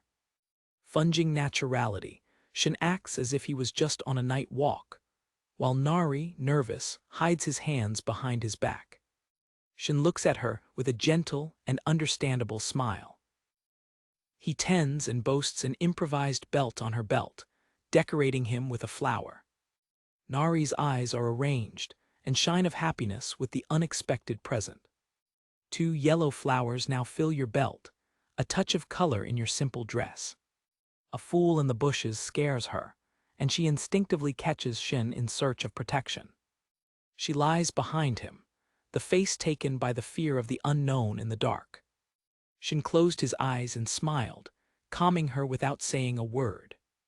The source of the noise is revealed, a giant bullshit with a steel shell who sings his night song. As they walk hand in hand under the stars, Shin asks Nari if she needs something like clothes or shoes. Her small hand stretches him with strength, a gesture of confidence and satisfaction. In a favela of the human world, a rotating blue portal opens in a bowl. Shin goes out of the portal, sinking and wearing improvised clothes, attracting the confused sights of the local inhabitants. Your face is serious and focused, ignoring the eyes while evaluating the environment. He walks through the street of parallelepipeds with a clear purpose in mind. With a quick gesture, he arranges the hand of his borrowed jacket. A street boy with scratched clothes, Bangsu, runs to him, offering his services as a guide. Bangsu evaluates the strange, craving hunter, a mixture of disdain and opportunity in his look. With a head-to-head gesture, Bangsu indicates the way, starting the tour by favela. Shin smiled slightly, accepting the boy's offer. They walk through the street as a police car passes, a sign of tension in the area. Bangsu points to different parts of the district, explaining the situation to Shin. The boy boys, but continues his speech, clearly accustomed to the hardness of the streets. Shin hears carefully, a fun smile on his face. Suddenly, Bangsu stops and urgently points to an area ahead. At a distance, a group of bandits from the space gang occupies a corner, emanating danger. The threatening presence of one of the gang members dominates the scene, while Bangsu urges them to avoid the confrontation. Shin's expression becomes dark and thoughtful when he hears about the dangers of the district. Inside a clothing store, the lady Rose Park breathes of tiredness and despair on her balcony. The door of the store opens, announcing the arrival of new customers. Bangsu comes shining, but Park's expression turns into anger when he sees him with another poor-looking hunter. Shin remains at the entrance, watching the interaction calmly. In a comic explosion, Park is preparing to repay Bangsu. She catches Bangsu's boxes and raises them violently, screaming with him about her debt. Ignoring the discussion, Shin begins to look at the children's clothes in a hole. The hot discussion continues, with Park gesticulating furiously to Bangsu. The struggle to suddenly when Shin presents a check of 10 million won, leaving both bachai open. The eyes of Park and Bangsu are settled in discreet, with the amount written in the check. Park's hands join together in a gesture of prayer and gratitude. Treatment changes instantly. Park praises joy while Bangsu rushes to serve Shin as a king. Shin sits impassible at the table, receiving a massage on Bangsu's shoulders while Park sings his praises. Rounded by a rain of money, Park laughs with greed and happiness. As Shin takes his drink, Park begins to present the best pieces of his collection. She shows a sports shirt with enthusiasm. Then a flowered dress is presented with the same fervor. The result of the shopping far, a mountain of clothes sold and a kilometer receipt. On the balcony, an exhausting but radiant Park ends the giant sale. Shin paid Bangsu generously for his help, delivering him several high-value notes. With new clothes and shoes, Shin leaves the store carrying an enormous bag, followed by Bangsu.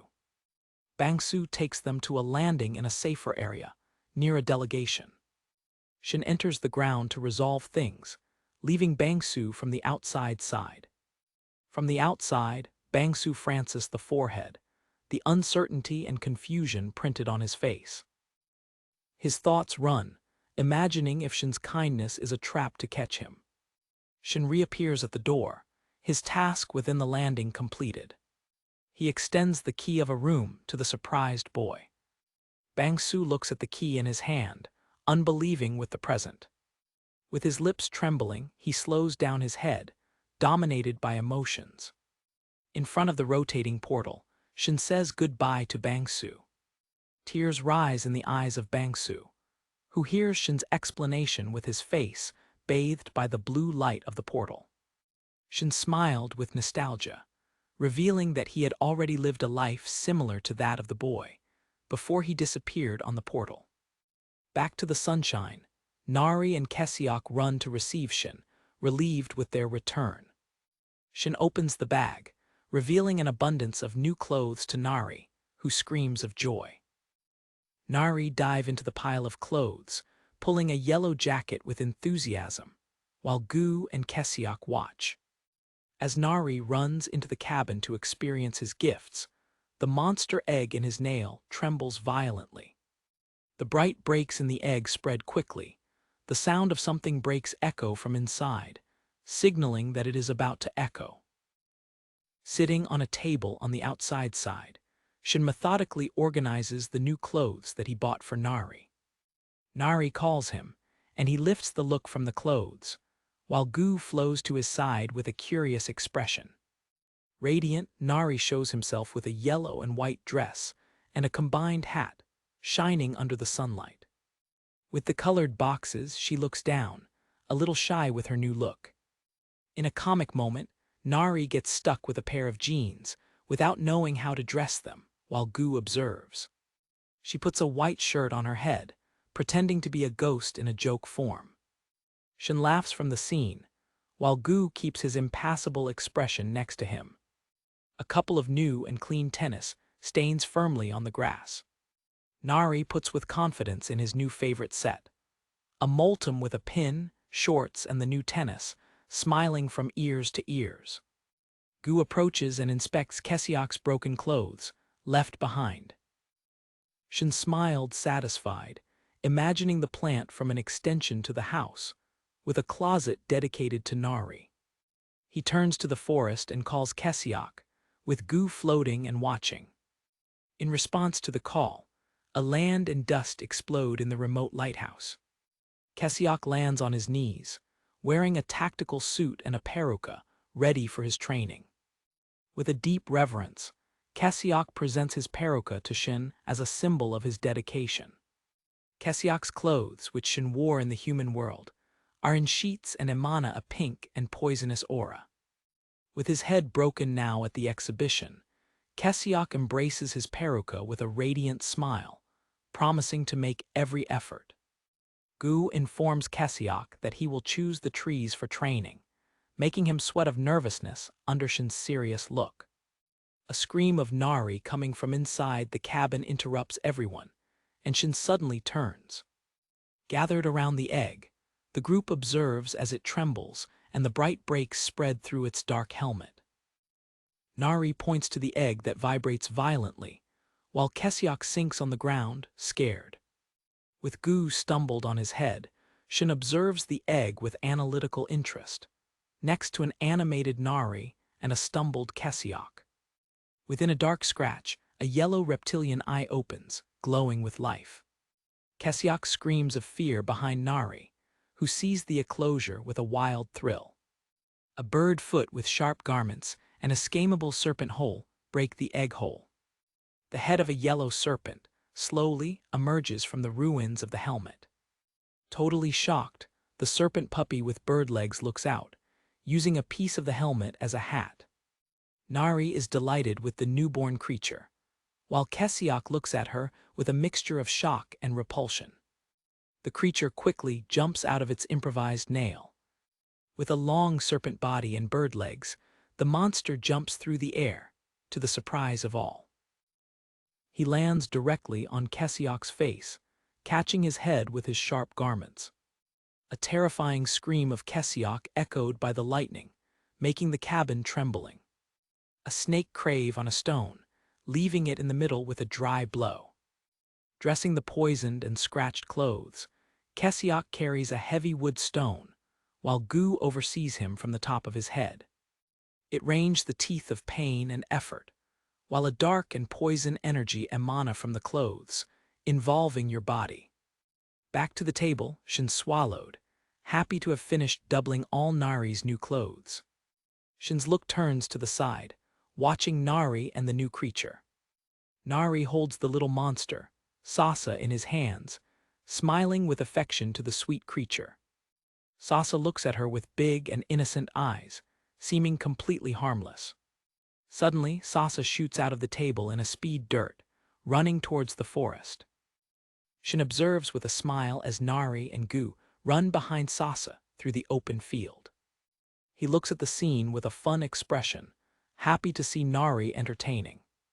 Gu's eyes shrink, realizing where Sasa is actually going. The little mandreoras breathe peacefully in their cantir. Nari dived to catch Sasa, but the creature is very fast and she only catches the air. Sitting down for a moment, the tongue out, with the fixed look at the mandreoras. With an impulse, Sasa runs towards the mandreoras, lifting dust.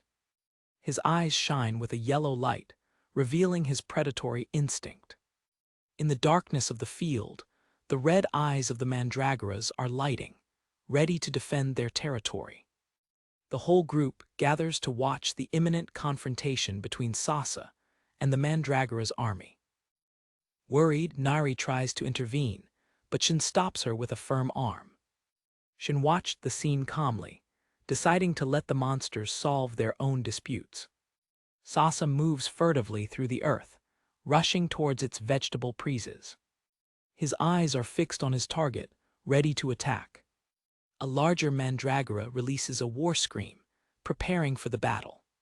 Sasa jump, looking at the smallest of the mandregoras with its stretched garas. The larger mandregora intercepts the attack, blocking Sasa's garas with its wooden stick. In a demonstration of strength, the mandragora pushes Sasa back, defending the minor. Sasa's hole strikes the ground with strength, raising dust in frustration. Another mandragora advances rapidly to a counterattack. With a clever smile, Sasa blocks the blow with her agile and strong tail. As Sasa is distracted, the smaller mandragora advances smilingly behind to a surprising attack. The small mandragora has a powerful and bright head, throwing Sasa in full. The mandragoras unite, surrounding the young predator with his bastons on the punch. Defeated and with a dirty mark on the face, Sasa looks up with her eyes full of tears. Sasa escapes crying while Nari runs to comfort him, leaving the mandregoras victorious and the rest of the group watching the result. Kesiok seems impressed with the strength of the mandregoras, while Gu balances his head in concordance. Gu flies to Kesiok and repels him, screaming for him to return to the work of cutting linen. A wave creature emerges from the surface of the ocean, spying water as it rises flying under the blue sky. An impressive being with human body, bird head and large wings majestically flies over the sea. The chimera with bird head looks to the horizon, its noble and powerful appearance. Under a blue sky, Kesiok runs effort by carrying a heavy stone of wood, while Gu, stumbled on his head, oversees him. At the table, Nari observes with curiosity as Sasa, the little monster serpent, kisses a bowl of food. Within the new extension of the house, Shin carefully organizes Nari's newly purchased clothes on a plate. The scratched and poisoned clothes that Kesiok was forced to wear fall to the ground, finally removed. From knees on the grass, Kesiok lifts his arms in a scream of relief and liberation, free of his tortuous training uniform. Tears of pure joy flow through Kesiok's face as he solves, excited. From back to the newly built wood extension, Kesiok kneeling, admiring his hard work with a feeling of pride. Shin smiled with approval, praising Kesiok for his work that has exceeded expectations. Nari inspires deeply, admired with the aroma of flowers that emana from the new structure, while Kesiok hears. Satisfied Shin, Kesiok and Nari sit on the grass, enjoying the newly enlarged house under the sun. The new extension of the house shines with a gentle and welcoming aura, emanating the pleasant smell of aromatic wood. The mandragoras dance joyfully in their cantir. Sasa, the serpent creature, sleeps peacefully, rolled in a wooden wing. Shin turns to Nari and Kesiok, suggesting them to decide on the name of the new creature. Kesiok encouragedly suggests the name Pinting Cobra, making a comic carrot that leaves Shin impassible. Nari, with vampire shots, turns his arms with enthusiasm, suggesting his own creative name. Gu's eyes are narrowed seriously as he reveals his true name. Shin smiled to Gu, who seems ashamed and gestured frenetically. The question of name is resolved when Sasa sleeps quietly. His name is now established. Kesiok, Nari, and Gu look confused as Shin is preparing to announce their next big project. With a confident smile, Shin reveals his plans for the future of the property. Shin explains his plan to build a robust ceiling around the house for protection. Kesiok has a dark view of the whole being involved by a threatening aura, imagining the dangers she has to repel. Shin and Gu discuss the best materials for the coat, with Gu suggesting something stronger than black stone. In the depths of the ocean, a large yellow quartz shines intensely, kept by dark marine creatures. Shin imagines the finished curve, built with the yellow quartz and decorated with bright stones. Nari and Gu celebrate the idea of a beach trip, while Kesiok's soul leaves their body in shock. Kesiok's face is surrounded by fear, and blood runs out of his nose, signaling that he needs to return to the human world. Kesiok laughed maniacally, seeing his nasal bleeding as a perfectly chronometered excuse to escape the dangerous journey. He falls out of knees dramatically in front of Shin, praying for him to leave for health reasons. Shin looks at Kesiok, questioning the convenient moment of his condition. With his nose still bleeding, Kesiok warns Shin about the two disaster-level monsters that rule the coastal region, his threatening silhouettes arising behind him. Shin is surprised to hear Kesiok's information about the dangers that await them. A chimera with humanoid body and corn wings flows graciously through the blue sky. In a landscape with sea views, a group of hunters watch the chimera flying away. One of the hunters combines a gold energy ring, preparing a tracking magic. He throws the witch, which throws through heaven toward the chimera. The wizard reaches his target with an explosive light. The chimera now leaves a trace of bright golden particles, marked for the hunters to follow. The blonde hunter observes with pleasure as the chimera flies away. An older hunter, with a scarring on the face, smiled with unrighteousness. The chief of the hunters, a hard man with Cavanhack, looks at the sky with dark determination. A young hunter uses a lunette to observe the target marked. Through the lunette, the golden track left by the chimera is clearly visible against the sky. The vision approaches, revealing that the chimera made an accentuated curve and is now immersing directly towards them. The leader's face of the hunters turns into shock and anger as he screams a warning. The chimera attacks the ground, releasing a green energy shockwave that breaks the ground. The hunting protection barrier is shrinking with the impact, and the leader is thrown back, gushing blood. The attack leaves the hunters fallen and defeated in the glare. A second chimera, with the head of a crushed animal, turns in the air in an acrobatic attack. The first chimera dived to the final blow. Its garas shine with concentrated energy. Falling out of knees, the leader desperately screams for his men to block the imminent attack. From nothing, Nari intercepts the chimera attack with a powerful shock that rises through the air. The chimera with bird head returns, surprised by the unexpected strength of the coup. He is thrown back by the impact, while Shin and Nari are now on stage. With goo on Shin's head and Sasa on his neck, Nari looks at the chimera with anger, accusing him of intimidating others. One of the hunters points a detection device to Shin, which climbs when recording the presence of a mechanical creature in the vicinity. Shin tightened Nari's head to calm her. Shin's eyes shrink when he recognizes the chimera in front of him. The bird-headed chimera, Yubium, gently lands on the ground, facing the newly arrived. Yubium's eyes regain in shock and disbelief when recognizing Shin. Shin accomplishes Yubium accidentally, asking how his former room colleague has been. Shin launches a glimpse to the surviving hunters, evaluating the situation. The hunters regroup, planning a strategic withdrawal to return stronger. Yubium laughs, agreeing with Shin's suggestion to deal with the hunters. In a memory of the past, 2 arms in a laboratory camera are displayed, marked with the numbers 17 and 33. Back to the present, Shin smiled, pleased to meet his former companion, with Gu and Sasa stumbled in him. In the darkness of a forest, for 66 years ago, lights of lights cut the night, looking for escapers. A young chimera with bird head, Yubium, desperately runs through the closed killing, fleeing from his persecutors. He carries his younger sister, Gia, on his back, both upset and exhausted by the implacable escape. Blood flows from a deep cut in your arm, a recent wound of persecution. Exhausted and wounded, Yubium looks to the night sky in despair. The weight of his sister on his back becomes unbearable. Feeling his disappointment, Gia sinked against him, a silent gesture of comfort and confidence. A solitary tear escapes from Yubium's eye, driven by his sister's strength.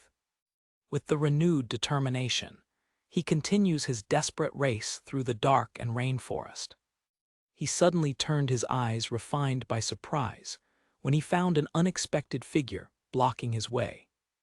A young Shin, known as number 17, is standing in front of them, their body emitting a gentle light in the dark. Shin illuminates the two fighters, coldly informing Yubium that his side effects have worsened and that he is scheduled to be removed. He continues his explanation with a disturbing calm, mentioning that Jia is not yet on the elimination list. Yubium ranges the kiss, anger and impotence growing inside him. In a painful memory, Yubium sinks on the ground of a sterile laboratory, catching his head in agony while Jia asks for them to escape. Tears flow through Jia's face as she embraces her brother, trying to empty her pain. Back to the forest, the pain reaches you again, and it catches your arm, fighting the side effects that devastate your body. Mercury wings rush from his back, and a green energy explodes around him as he rushes, challenging Shin with the desire to live freely, even for a single day. The young Shin observes him with a cold and unbeatable expression, without shrinking himself with his transformation. With a gesture, Shin opens a rotating blue portal to the demonic kingdom, leaving Yubium attonite with such power. A dark vision illustrates the two possible destinations in the demonic kingdom: to be poisoned by the demonic energy, or to have the monster cells activated and strengthened by it. In front of the horticulture, Shin explains that this is Yubium's best chance for the freedom he so desires. Found by the light of the portal, Yubium hears the hope and fear struggling in his eye while he asks if there is any chance of survival. Shin explains the theory. It is necessary to accumulate enough man to create a protective barrier against the corrosive demonic energy. The lights of their persecutors are approaching. Their flashes indicate that the time for the decision is exhausting. Shin turns, placing himself between the fighters and the portal, offering them this unique and dangerous escape route. With a subtle smile, he apologizes, asking their names before they leave forever. Back to the present, Shin stretches his hand, involving defeated hunters in a golden light that deletes their memories of the meeting. The leader of the hunters looks at you with a vague and confused look. The memory of the battle disappears in your mind. Shin opens a dark portal and orders the hunters to enter, their minds now clean from any record of what happened. With a yellow flower in the place of her face, Shin invents a story for Nari, explaining the situation in a comic and fantastic way. Yubium hears the absurd explanation, completely confused with the scene. Nari pulls Shin's shirt, his curiosity awakened.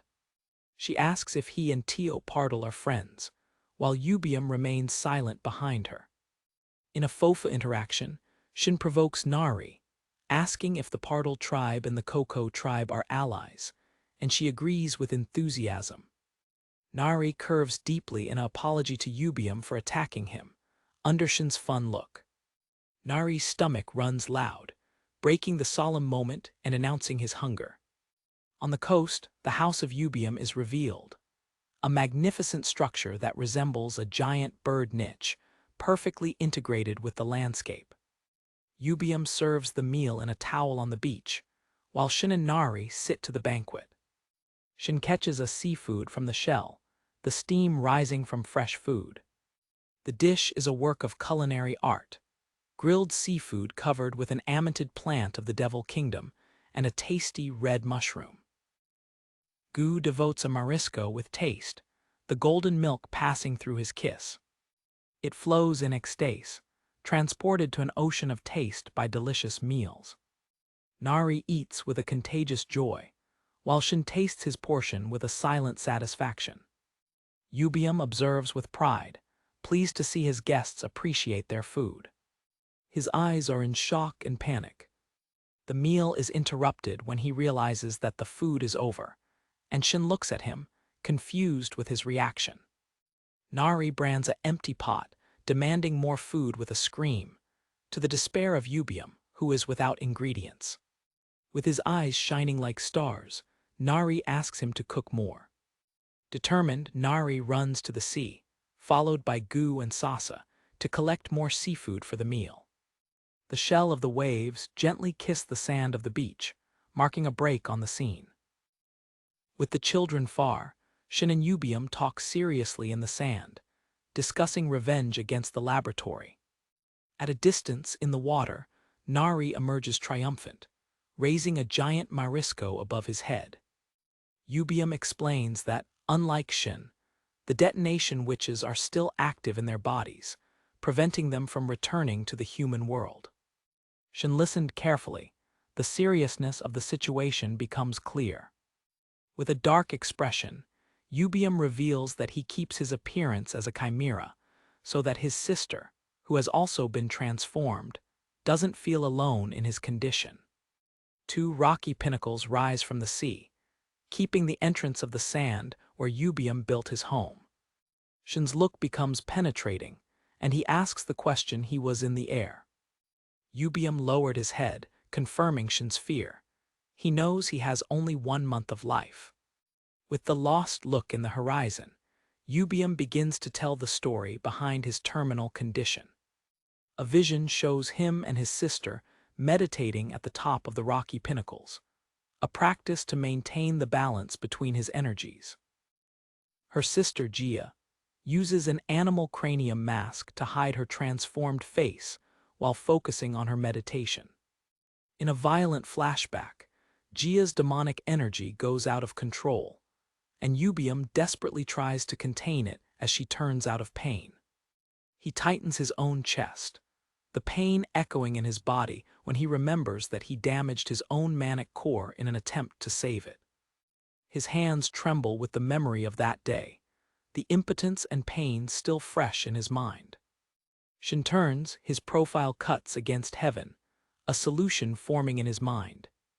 On the ground of a dark cave, you go a crystal fruit half food, emanating a poisonous aura. In the bottom of the cave, Jia sleeps in an induced sleep, a self-imposed coma to slow down the demonic energy that consumes it. A scream of agony echoes in your memory, an unbearable sound of pain.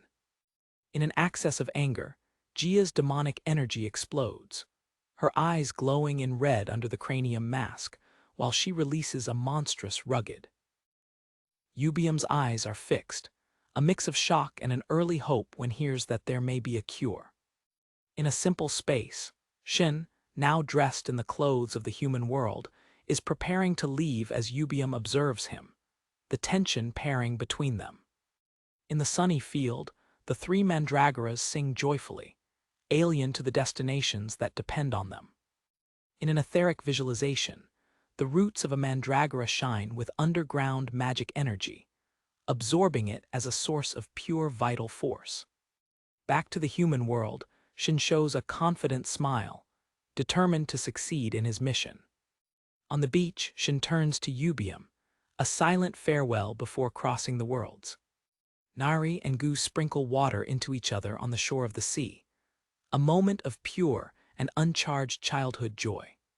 A bag of green olive loam, filled with the treasures collected by Yubium, rests in the sand, ready for the journey. With the bag on his shoulders, Shin hears a last question from Yubium before his departure.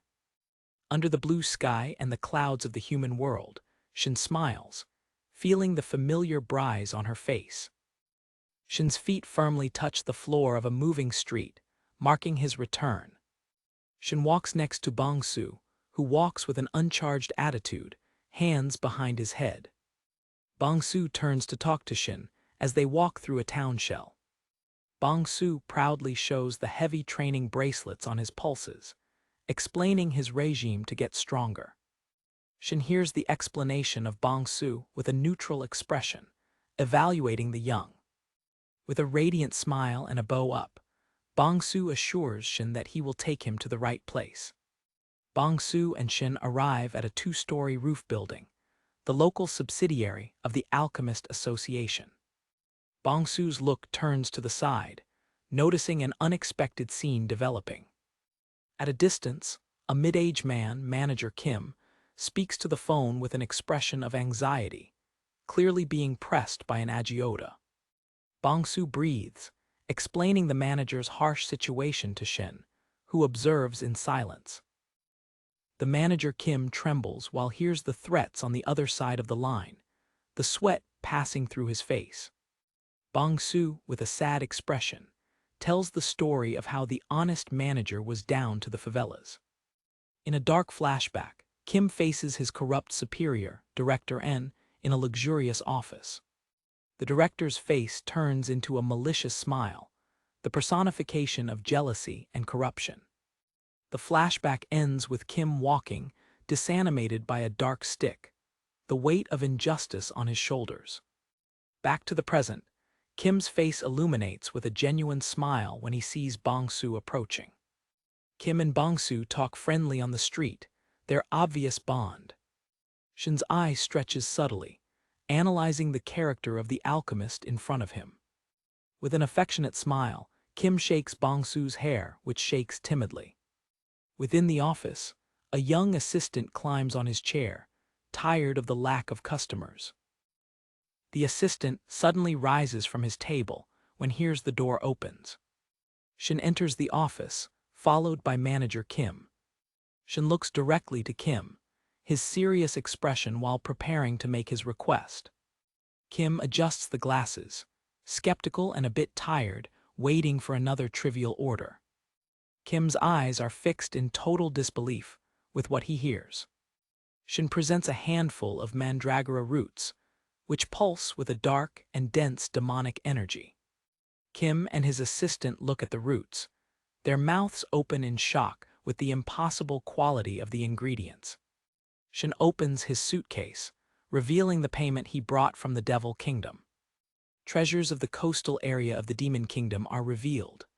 Perfect black pearls, a vibrant red mushroom, and a giant mollusculous coat.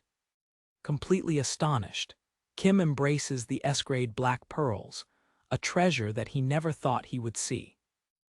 The assistant screams surprisingly when the giant mollusk, still alive, catches him with his tongue.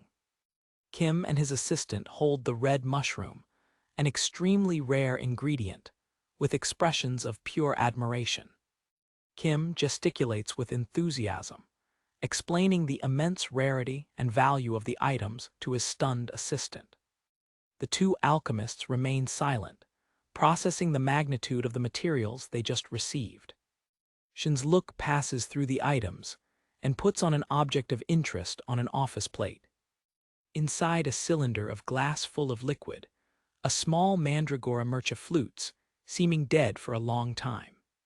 Kim gestifies towards the cylinder, explaining that the sample no longer has medicinal value. Shin takes the cylinder and channels a soft blue aura in its content. In front of Kim's eyes, the mandregora inside the cylinder turns around and opens the eyes, reviving with the man's infusion. Kim's mouth opens in a silent cry of pure shock. His glasses almost fall from his face. The door of the office opens, and three sinister figures are emulgurated against the light. Director An and his two twins assistants. The director An enters with an arrogant smile, his arms crossed with disdain. And smile extends when he sees the rare treasures spread over the table.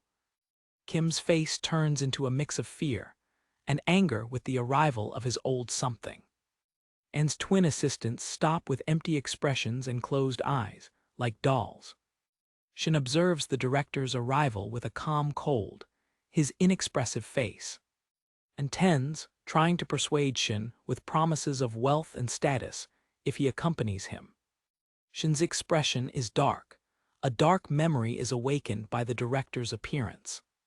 And smile with presumption, the verruga on your nose stands out, a familiar and terrible detail. An's wrist in the nose is the same as his grandfather, the chief scientist of the laboratory, had. And releases a high and overwhelmed throat, completely unconscious of the danger in which he is.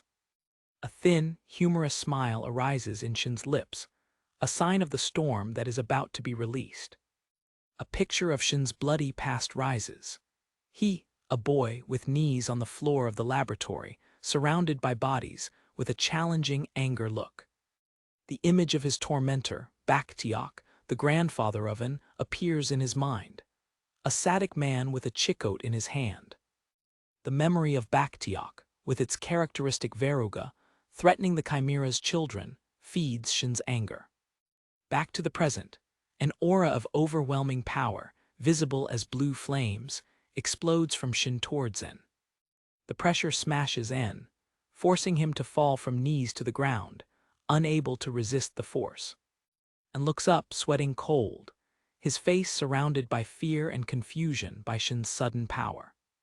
Shin's eyes shine with a ghostly blue light, his voice cold like ice as he asks En about the laboratory of his past. The director's eyes are scattered by horror, a cold sweat passing through his forehead while he sees Shin's silent anger. With the eyes shining in blue, Shin's mouth opens in a mix of shock and contempt when he hears about the fate of his tormentor. Involved by an aura of blue flames, Shin asks director En, who is stumbled on the ground by an invisible pressure. Hidden behind a table, manager Kim looks at the scene with fear, shocked with the dark revelations.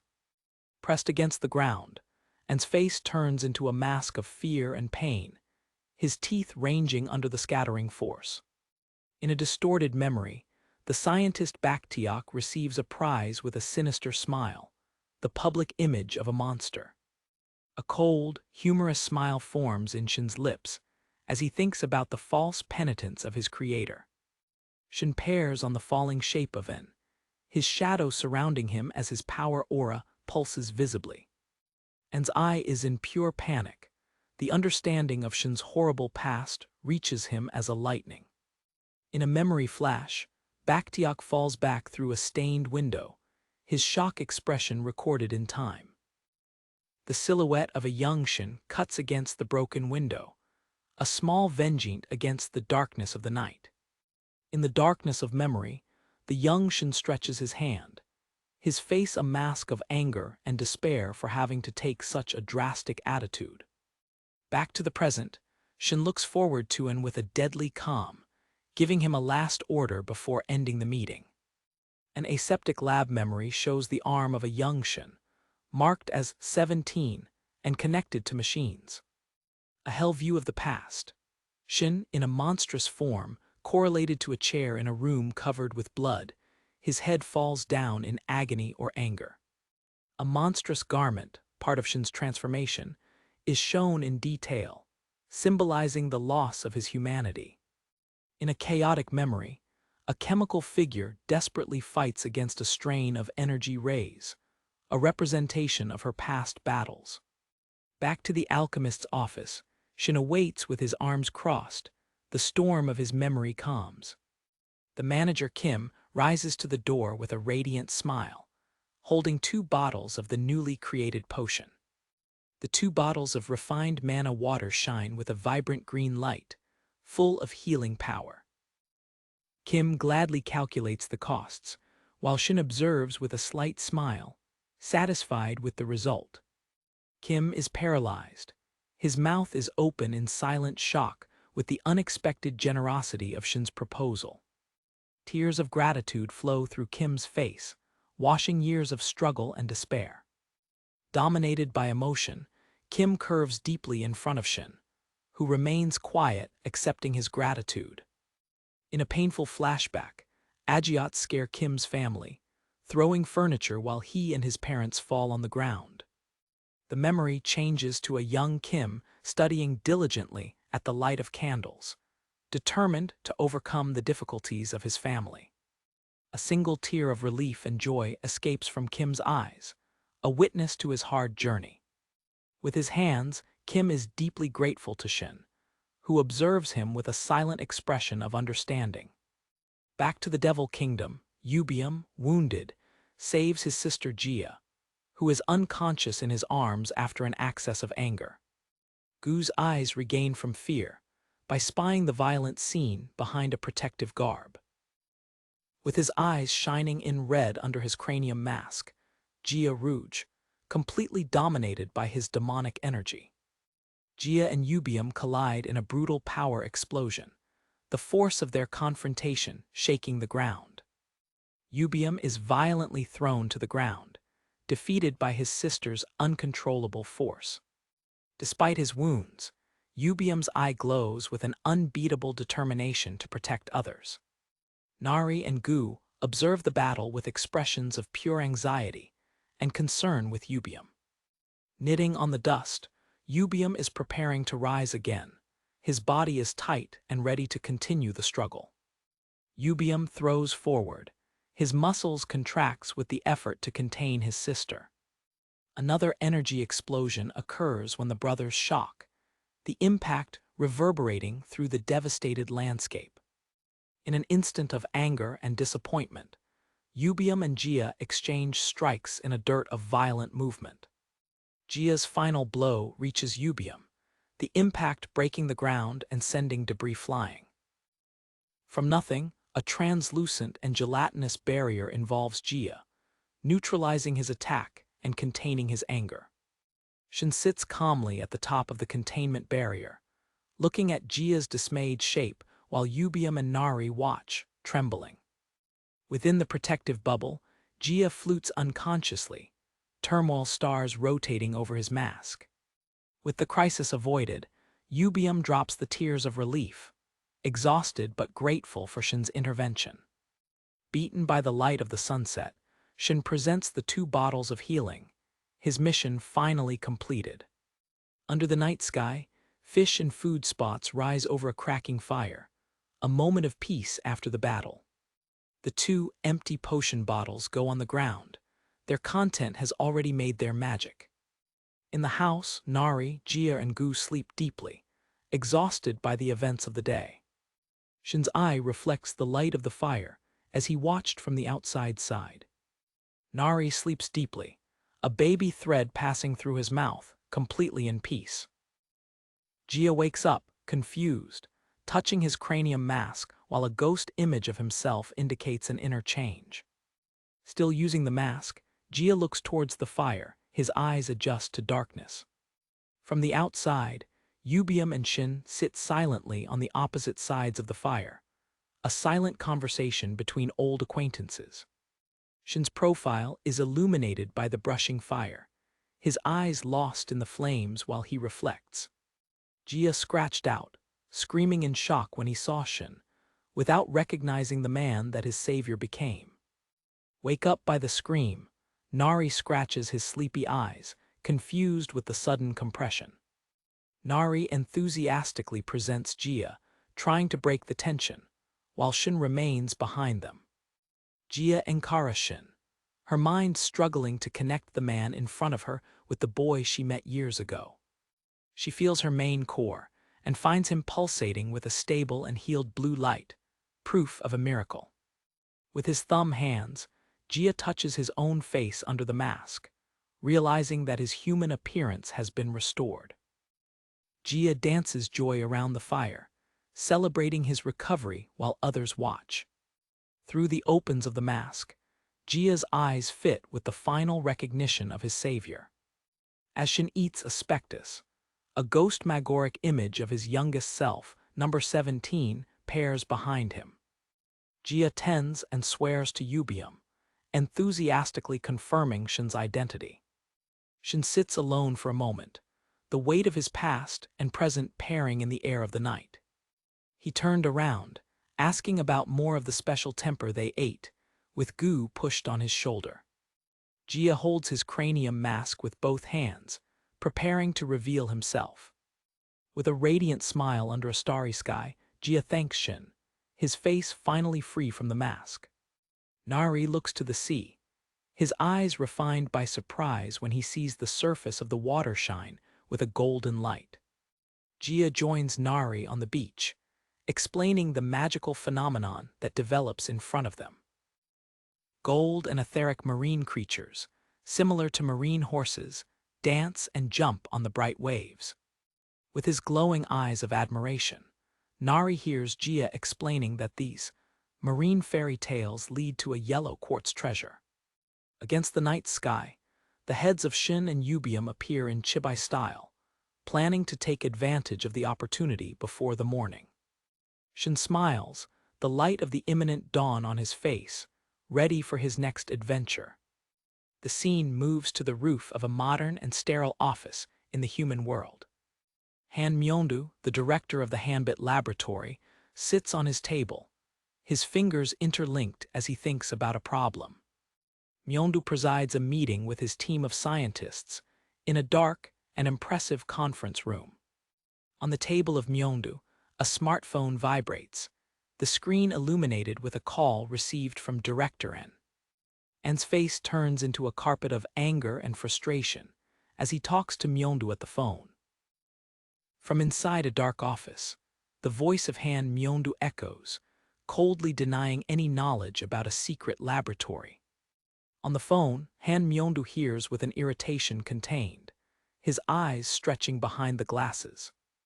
After you turn off the call, a broad and sinister smile spreads through your face, a glow of gold on one of your teeth. He disconnects the phone with a dry stall, the call with the director and ended. An assistant enters running into the office, his face illuminated of excitement when announcing the project's success. Myeondu quickly walks through a laboratory sterile corridor, following his assistant. Inside a glass cylinder, a small biped creature made of liquid metal floating into a blue fluid. The reflection of the new creature dances on Myeondu's glasses, while he examines it with satisfaction. With his eyes shining manically, Myeondu raises his hand, his voice echoing with an order to triple the reward for Nari and release his new weapon. In the Devil Kingdom, under a blue sky, Yubium is on the edge of the water, the sound of the waves breaking into the sand.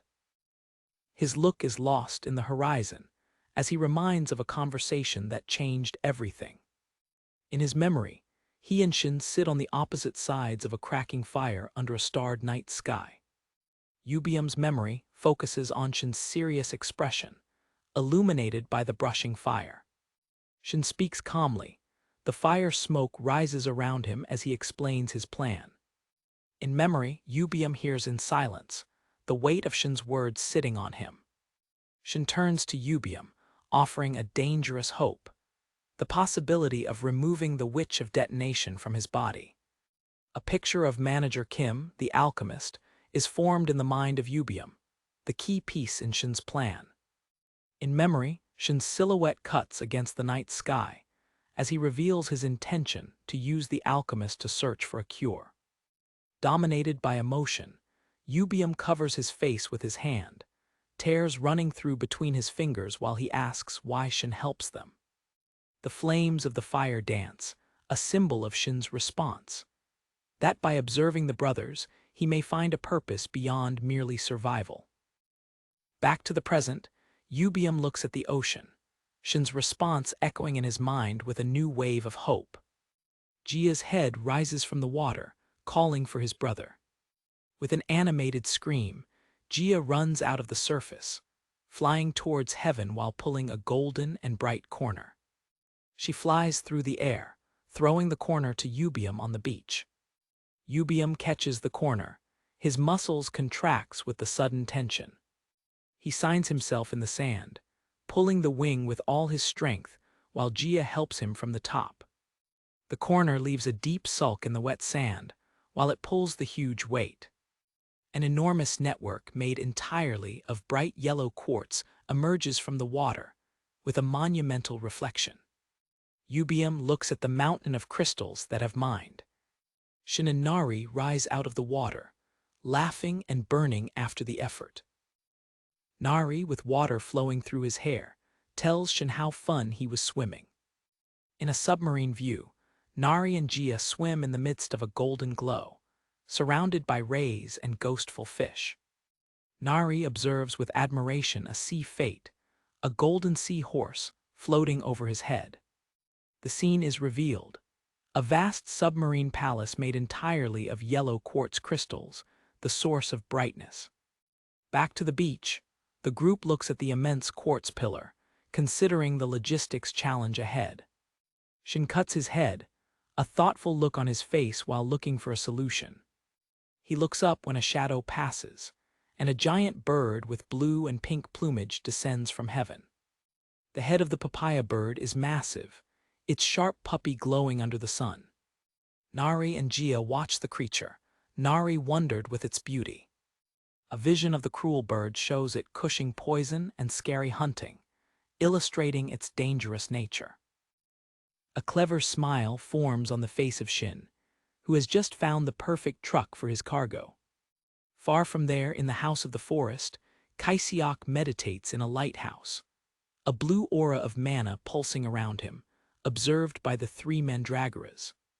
Inside it, your mana core turns like a vortex of energy, visibly stronger and greater.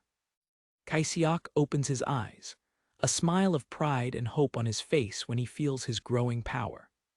Suddenly, a small creature of liquid metal lands with a gentle hole in the grass behind it. The liquid metal mandregger looks at Kaisiok with an irritated expression, scaring him. Three black-dressed hunters rise out of the forest, surrounding the metal creature and shaking out of it. The crazy leader of the hunters raises his eye, a brightness of recognition and evilness in his eyes when he sees Kaisiok. Kaisiok rises, the fear printed on his face when recognizing his former aggressors. The sweat runs through your forehead as the humiliating memory of your previous encounter with the hunters invades you.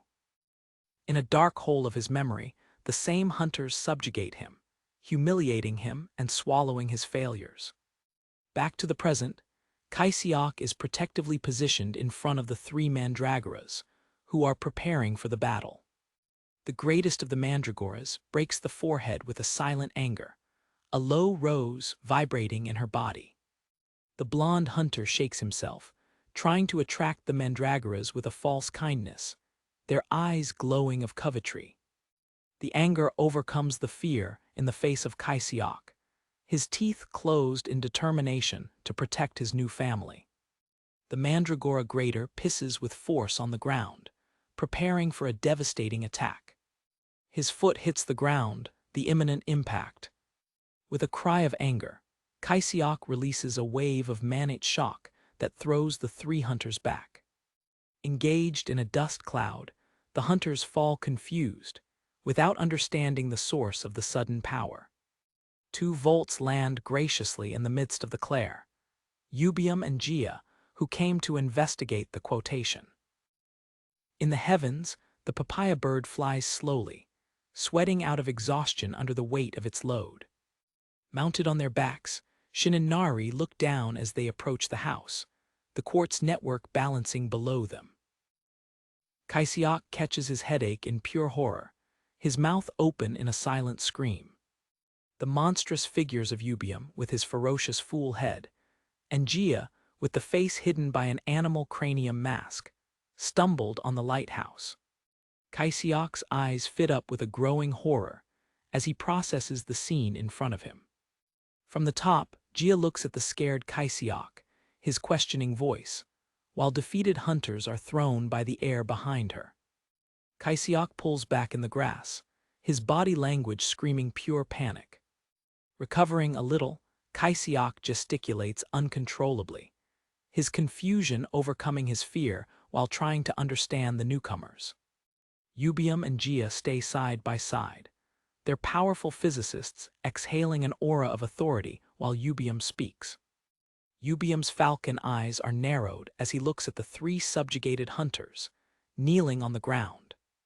A slow and sinister smile spreads through Kaisiok's face as he looks at his old, now unprotected things.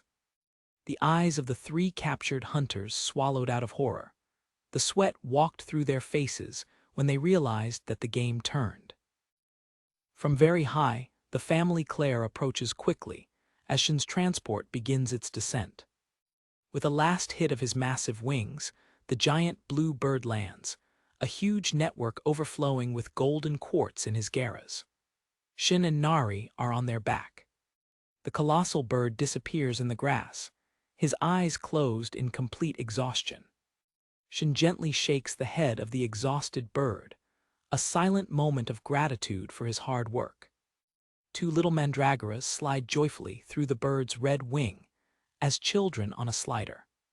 A mandragora too in the middle of the joke, their eyes arranged of shock with the scene that develops in the lighthouse. The three hunters are firmly bound to a tree stone by thick and leafy vineyards, with their mouth melted. Shin stands up with a neutral expression, watching the scene of the captured hunters and the new monstrous allies. Yubium explains the situation to Shin, gesticulating towards the bound men, while Jia is on his side with crossed arms. Nari's eyes shine of admiration as she looks at Jia, a new friendship starting to form. Jia takes Nari's hand, taking her away from the group to explore together. In a dark room, Han Myondu's face is illuminated below, his brilliant white glasses on a malicious smile. A hand seeks a tracker, your screen showing a radar twisting and approaching to a single red target. A man with long and dark hair is in the midst of rotating flames, his power radiating out. Shin and Yubium talk in low voice, their serious expressions while discussing the implications of the arrival of the hunters. Shin holds on the palm of his hand a small creature tremor made of liquid metal. He lifts up the small metal creature, his indecipherable expression while examining it. The liquid metal mandregger trembles in Shin's hands, his face a mask of sadness. Shin's look turns back to his own three mandreoras, who are proudly in his cantier. The three mandreoras stumble their chest, ready to receive a new member in their family. The greatest of the mandreoras accepts the small metal creature of Shin's hand. Shin observes a brightness of surprise and heat in his eyes with the interaction. The mandreoras gather around their two new brothers, one metallic, another mercho, who are now next to them. In a memory, the alchemist Kim holds a tape with a merched and dead-looking mandregora. The memory continues, with Shin presenting the same band back to Kim, who cry with comic gratitude while the creature shows signs of life. The two original mandreoras hide the earth around the two newly planted and sadly newly arrived. The revived mandragora and the metal are planted on the earth. Their leafy heads fall into melancholia.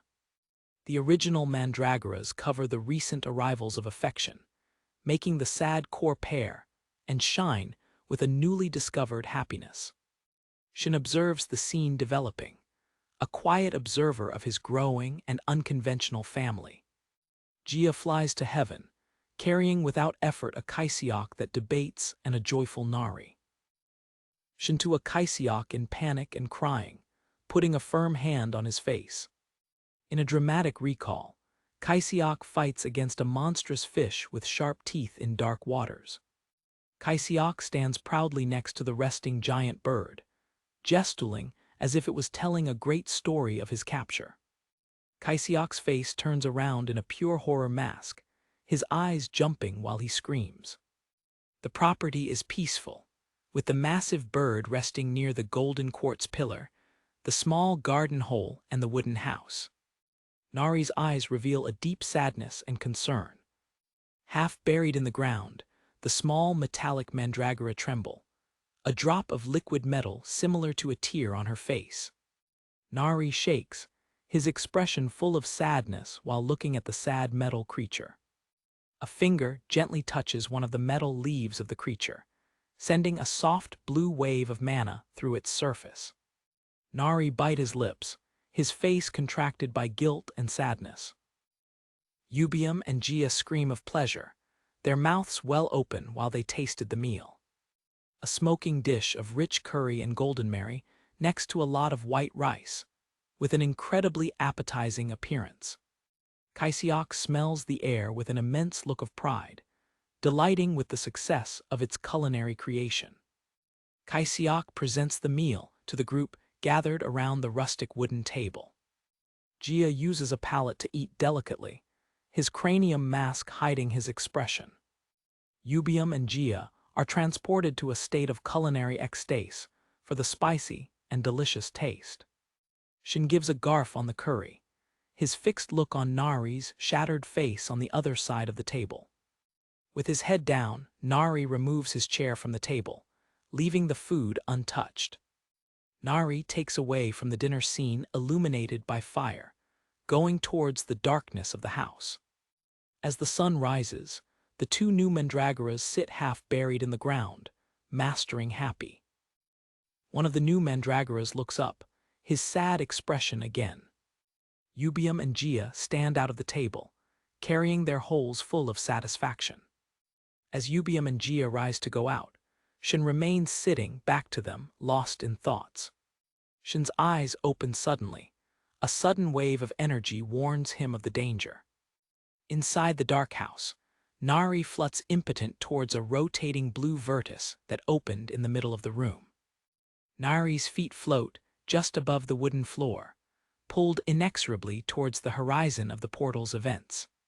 Shin runs through the door, his face recorded with alarm when he sees Nari being consumed by the portal. Tears flow through Nari's face as she catches the metal mandregger, throwing a last farewell as she is pulled into the bright abyss. A blue energy turbine scraps the floor of the cabin, pulling Nari inexorably to his rotating center. His feet rise from the wooden floor, his body floating impotent towards the abyss. Tears flow through Nari's face as she tightens the small metal shell, throwing a last and disappointing farewell. Shin dives in the air, her hand shut around her necklace at the exact moment when the portal threatens to engulf her completely. He pulls her out of the edge of the abyss, pulling her into a protective embrace as the light of the gate closing disappears behind them. A thicken of smoking flame rests on the wooden table, a yellow of egg glowing in the center of the rich heat. Nari devours the macaron with the colored boxes, a moment of pure and simple relief invading it. Under the night sky, Kaisiok looks proud as Nari. Yubium and Gia enjoy the meal around a rustic table. Nari drinks the caldo until the last drop of his tiger, while Gia, with his cranium mask, observes with crossed arms. One hand puts a pack of yogurt drinks on the table, and Nari's hands shoot to catch one, the mouth open of joy. Kaisiok observes them, a warm and satisfied smile on their face. When the meal is finished, Kaisiok collects the empty shells as Yubium and Gia prepare to get up from the table. Empty yogurt bottles are spread, witnessing a short moment of peace. Later that night, Shin and Nari sit alone in front of the table, a serious conversation starting in silence. Nari sweats bubbles in his drink with a cannot. The bottles stumbled in a foam while organizing his thoughts. Shin listened patiently, his fingers linked under the cheese, his firm look. Nari is low-headed, a drop of sweat in her shell while she struggles to find the right words. Shin's look intensifies, silently encouraging her to speak what she thinks. With frenetic gestures, Nari throws himself in his sincere explanation. On the other side of the lighthouse, Kaisiok's face opens in a broad and sinister smile as he approaches a binding hunter. The crazy hunter debates, his crazy screams by Kaisiok's hand firmly on his mouth. The hunter hangs when Kaisiok pushes something between his lips. Binding by thick whines, the hunter desperately tries to fight for his freedom with Kaisiok. Kaisiok calmly hangs his hand in the pocket of his scratched t-shirt. It shows a bright black credit card, his face a scary mask for the hunting's money offer. The hunter's eyes are fixed in complete unbelief when he sees the unlimited card. Kaisiok holds two black cards with a triumphant and comic expression. A dark aura of threat involves Kaisiok, while he judges the three unprotected captives. With a malicious smile, Kaisiok holds two golden pills between his fingers, ready to administer his own justice. From the hunter's perspective, a bright pill is pushed towards his open mouth, promising forgetting. The hunter's face is surrounded in pure terror, his mouth scanched in a silent scream of denial. The next day, Nari runs through a sunny plate. His concerns are forgotten, while Gu is pursuing her. Shin stands with crossed arms, listening to Yubium as he details the plan. The group is ready for the journey. Shin, Yubium, and Gia talk while Kaisiok is preparing for the bottom. Kaisiok radiates excitement, a heavy bag on the back, ready for the adventure. Their head shines bright under the sunlight, a reflection of your new confidence. Jia tends to the table, his head supported in the hand while speaking with Shin, a point of skepticism in his posture. She takes her hand to the face, gently touching the side of her cranial mask. Jia removes her mask, revealing her face for the first time, and offers it to Kaisiok as a disguise. Surprisingly, Kaisiok hesitantly accepts the mask offered. He presses the mask against his chest. His heart strikes visibly with a sudden emotion. Flowing and dominated by emotion, Kaisiok is engaged by an imaginary aura of flowers, completely passionate. Jia rie with naturality, aliens to the effect it caused on it. In a balloon of comic thought, Jia furiously scratched Yubium's head. In fact, Jia pulls the pins from Yubium's head as he sinks on the ground, and Kaisiok observes, disappointed. Trying to recover her dignity, Kaisiok kneels before Jia, in the midst of a scene of roses, asking about the ideal man for her. Shin and Yubium exchange an inexpressive look, nothing impressed with the romantic demonstration. Jia para on the Kaisiok knee, seriously considering his question. His expression is serious as he contemplates the answer. She begins to describe her type, her words conjuring an image of bright and calling pennies. A magnificent pavon opens his iridescent hole and begins to dance, leaving Kaisiok without words. The some color of Kaisiok's face, his feeds turning into a petrified shock mask. Renewed with a new ardent purpose, Kaisiok raises his arms in front of a fire, screaming that he is ready to leave, while others watch, confused. An enormous rotating vertical of blue energy scraps the sky over a human city street. The dark and threatening kiss of a colossal bird passes through the portal coming from another dimension. The pedestrians below scream and run to protect themselves as the giant blue bird descends from heaven. The enormous red and blue wing of the creature throws a shade over the buildings as it flies through the street. Right above the city, Shin and Kaisiok riding on the back of the magnificent creature. Kaisiok, now wearing a black ski mask, kneels on the bird's back next to the floating creature, Gu. Shin puts Jia's animal cranium mask. His face becomes a white bone screen. The big blue bird, baptized by blue, plays without effort through the bright and sunny sky. Within the sterile Handbit research laboratory, a group of scientists sit around a long conference table, headed by a white-haired man. A panicked researcher beat his hands on the table, interrupting the meeting with urgent news. The director, Han Mondu, stretches his teeth, an angry and evil smile spreading through his face. A subordinate of the director, with glasses, stretches the chest, sweating of anxiety. A pair of hands holds a small golden pill and a ticket saying, "I'm seeing you soon." Han Myeondu rouge of anger. His glasses shine, while the silhouette of the bird that approaches is visible through the window behind him. The bird crosses the glass wall of the conference room in a devastating explosion, throwing bodies and destroys through the air. In the midst of the stalled glass and chaos, Shin runs up on the bird wing, looking at the scared survivors while Kaisiok jazz unconscious behind him. On the back of a colossal blue bird, Shin and Kaisiok fly through a clean sky, approaching their target. The Handbit Research Institute, hunted on the edge of a mountain. Knitting on the creature's pen, Kaisiok trembling, sweat running under his black ski mask. From back to Kaisiok, Shin's voice is quiet as he explains that the bird, Blue, has already been the leader of his band before being expelled for being too weak. Animal cranium mask hides Shin's expression, while he remembers that he has found the wounded and alone bird. In the memory of Shin, the great blue bird, now healed, throws his head affectionately against him in gratitude.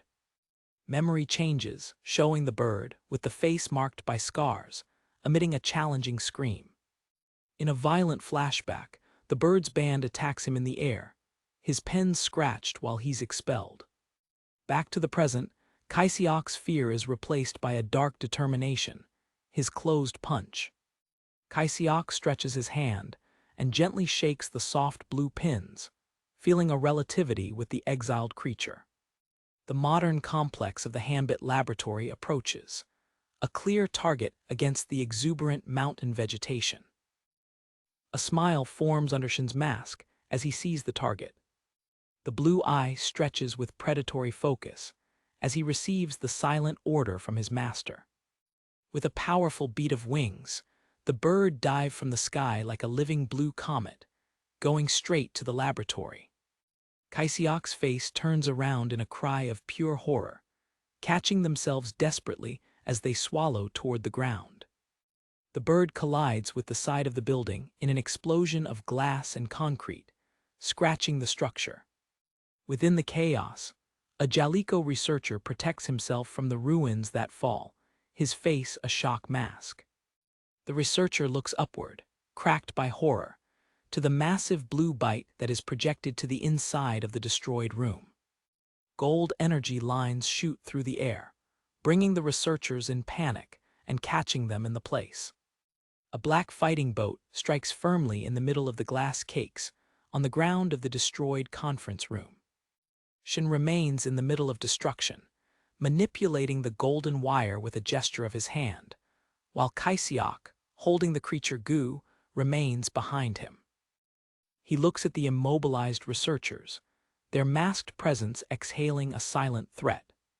Far from there, the horizon of Gold City shines under the sun, dominated by the heavens of the Hunters Association. In a luxurious office on top, a man with dirty hair, Beak Ho, relaxes on a sofa, talking with an older man sitting on an impressive table. Beak Ho, a C-rank hunter, swallowed a chiclet bubble. The president, Lee Woon-soo, observes with silent disapproval as the bubble burns.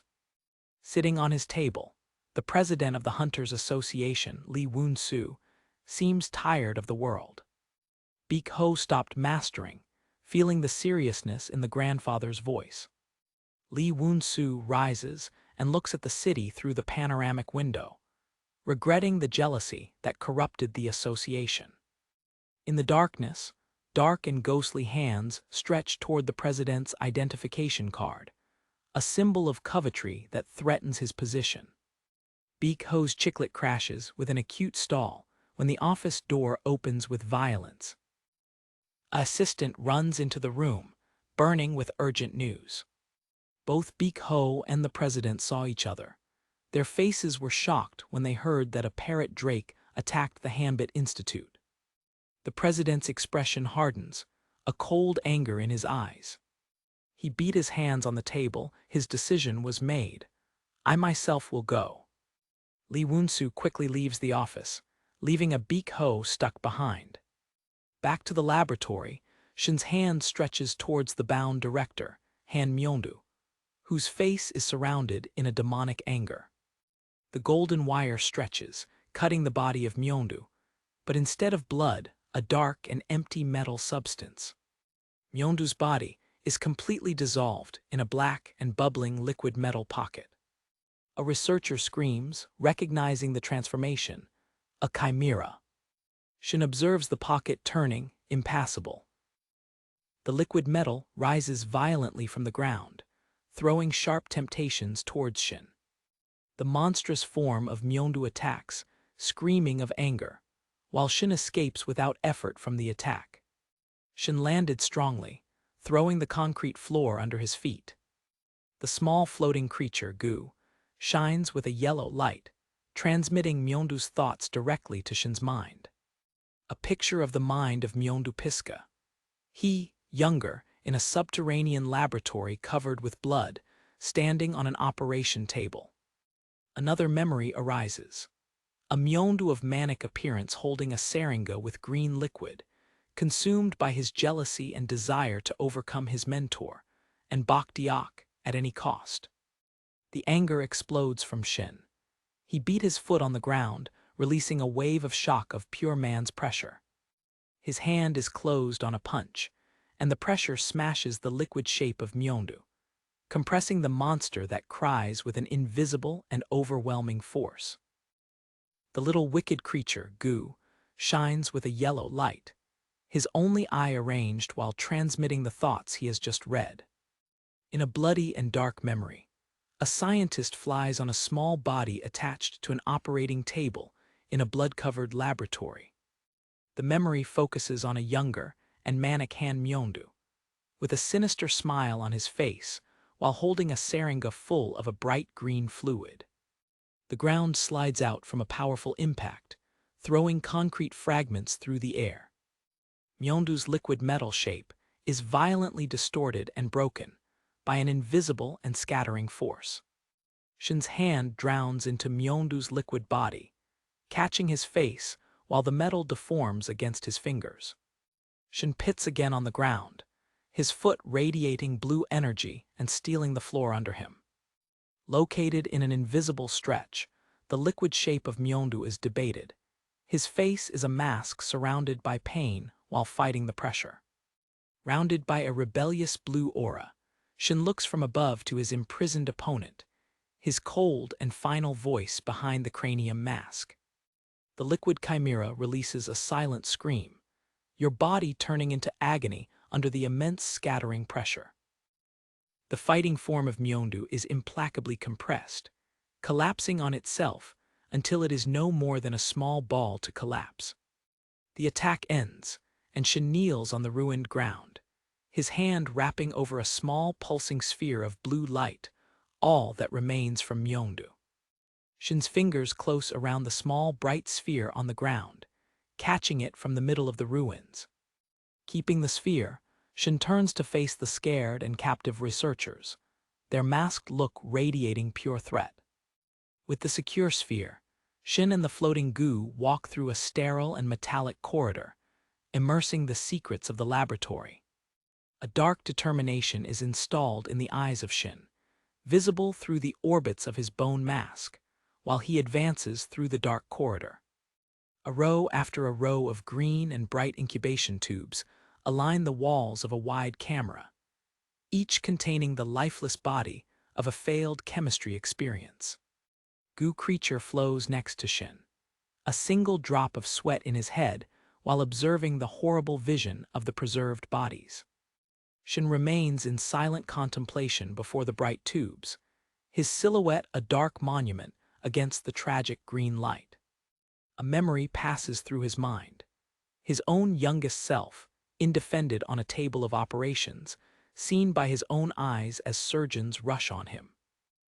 The memory is focused on the face of your youngest, wounded and exhausted self, a mosquito rushing near a bloodshed on the wall next to your head. Back to the present, Shin's hand gently touches the glass of a tube, a quiet moment of connection with a chimera similar to a tiger suspended there inside. A small creature like a rapper spy behind a pillar, his big eyes fixed in Shin that is in front of the incubation tubes. The little rabbit cautiously goes out of her hiding, her ears raised with curiosity and fear. Shin slightly inclines his head, his attention captured by the little creature that emerges from the shadows. Shin and Gu suck each other, formulating a gentle approach to the shy chimera rape. Shin kisses slightly, speaking to the little rabbit creature in the vast green-illuminated laboratory. The thick hole of the rabbit begins to swallow excitingly when hears Shin's words. Tears of joy flow from the big red eyes of the rabbit, his mouth opened in a happy cry. Shin observes as the rabbit cries of relief. His attention is now turned to another rabbit still stuck in a tube. Encouraged by the rapper's courage, a small tree creature and a form-like creature scream behind a door. A pile of small creatures, similar to Skillcut, carefully sprinks out of their hiding as well. The small band of surviving chimeras gathers before Shin, looking at him with hope. A slight, confident smile is drawn on Shin's lips under his mask, while looking at the creatures gathered together. A rotating blue aura of mana involves the group of small chimeras, raising them from the ground. From a distant roof, two men actually observe the Hambit laboratory exploding in an enormous and flaming explosion against the crepuscular sky. As the flames get angry, a huge parrot drake flies away from hell, with visible figures on his back. On the back of the flying beast, Kaisiok, wearing a black ski mask, makes a joyful greeting. Shin, even with his cranium mask, gets crossed arms on the bird's back, ignoring a frenetic Kaisiok next to him. Shin's eye stretches with focus as he looks down from heaven, a plan to be formed. On the roof below, the elderly Lee Woon-soo and the youngest Beek Ho look upward to the creature in departure. Lee Woon-soo's expression is dark and focused as he looks at Parrot Drake leaving away. A small lamp climbs next to Shin's eye, signaling a sudden idea. Shin raises the small pulse sphere that contains the tableted essence of Han Myeondu. With a fast movement, Shin throws the sphere from heaven towards the two men watching from the roof. Lee Woon-soo stretches his hand at an impossible speed, catching the bright sphere even before he reaches the ground. Beek Ho looks in shock as his grandfather examines the strange and bright blind he has just captured. The pulse sphere with a blue man in the hand of Lee Woon-soo, intricate patterns to rotating on its surface. Keeping the sphere, Lee Woon-soo looks to the sunset with an increasing atmosphere of understanding. A flash of intense achievement shines in Lee Woon-soo's eye as he understands the meaning of the object in his hand. The group on the ground observes as Parrot Drake becomes a small point at a distance, a silent understanding passing between them. The big bird flies through the pastel-colored sky, while Gu announces his return to the favelas. Against the sunset, Shin touches his mask, his mind at the next step. In a badly illuminated room in the favelas, the alchemist Kim sleeps deeply in his bed. Kim's eyes suddenly open when a loud noise coming from his main room breaks the silence of the night. Breathing nervously from his room, Kim sees a weak light and figures in the other room. A terrifying Kim sits on the ground while Kaisiok kneels in front of him, exhausted by a sudden landing, while Shin's dark silhouette fills the door behind them. Kim releases a terrified scream, covering his chest while Shin enters the light, holding the cranium mask. Shin completely removes her mask, a little confident smile on the face while looking at the shy alchemist. Yubium, Nari, and the creature Gu are gathered around a wooden table, working on raw quartz pieces. With a final movement, Yubium fits a bright stone into a crystal invoice, creating a golden and bright lamp. Nari's mouth opens out of surprise. His eyes shine with the reflective light of the newly created quartz lamp. With a comic pride air, Yubium, wearing a bird mask, crosses his arms while Nari, Jia, and Gu admire the bright lamp that is on the table. Jia tends forward, his hand touching the cheese while examining the hot light of the lamp with a silent curiosity. As the group sits at the table, a rotating blue portal suddenly opens on the floated floor next to them.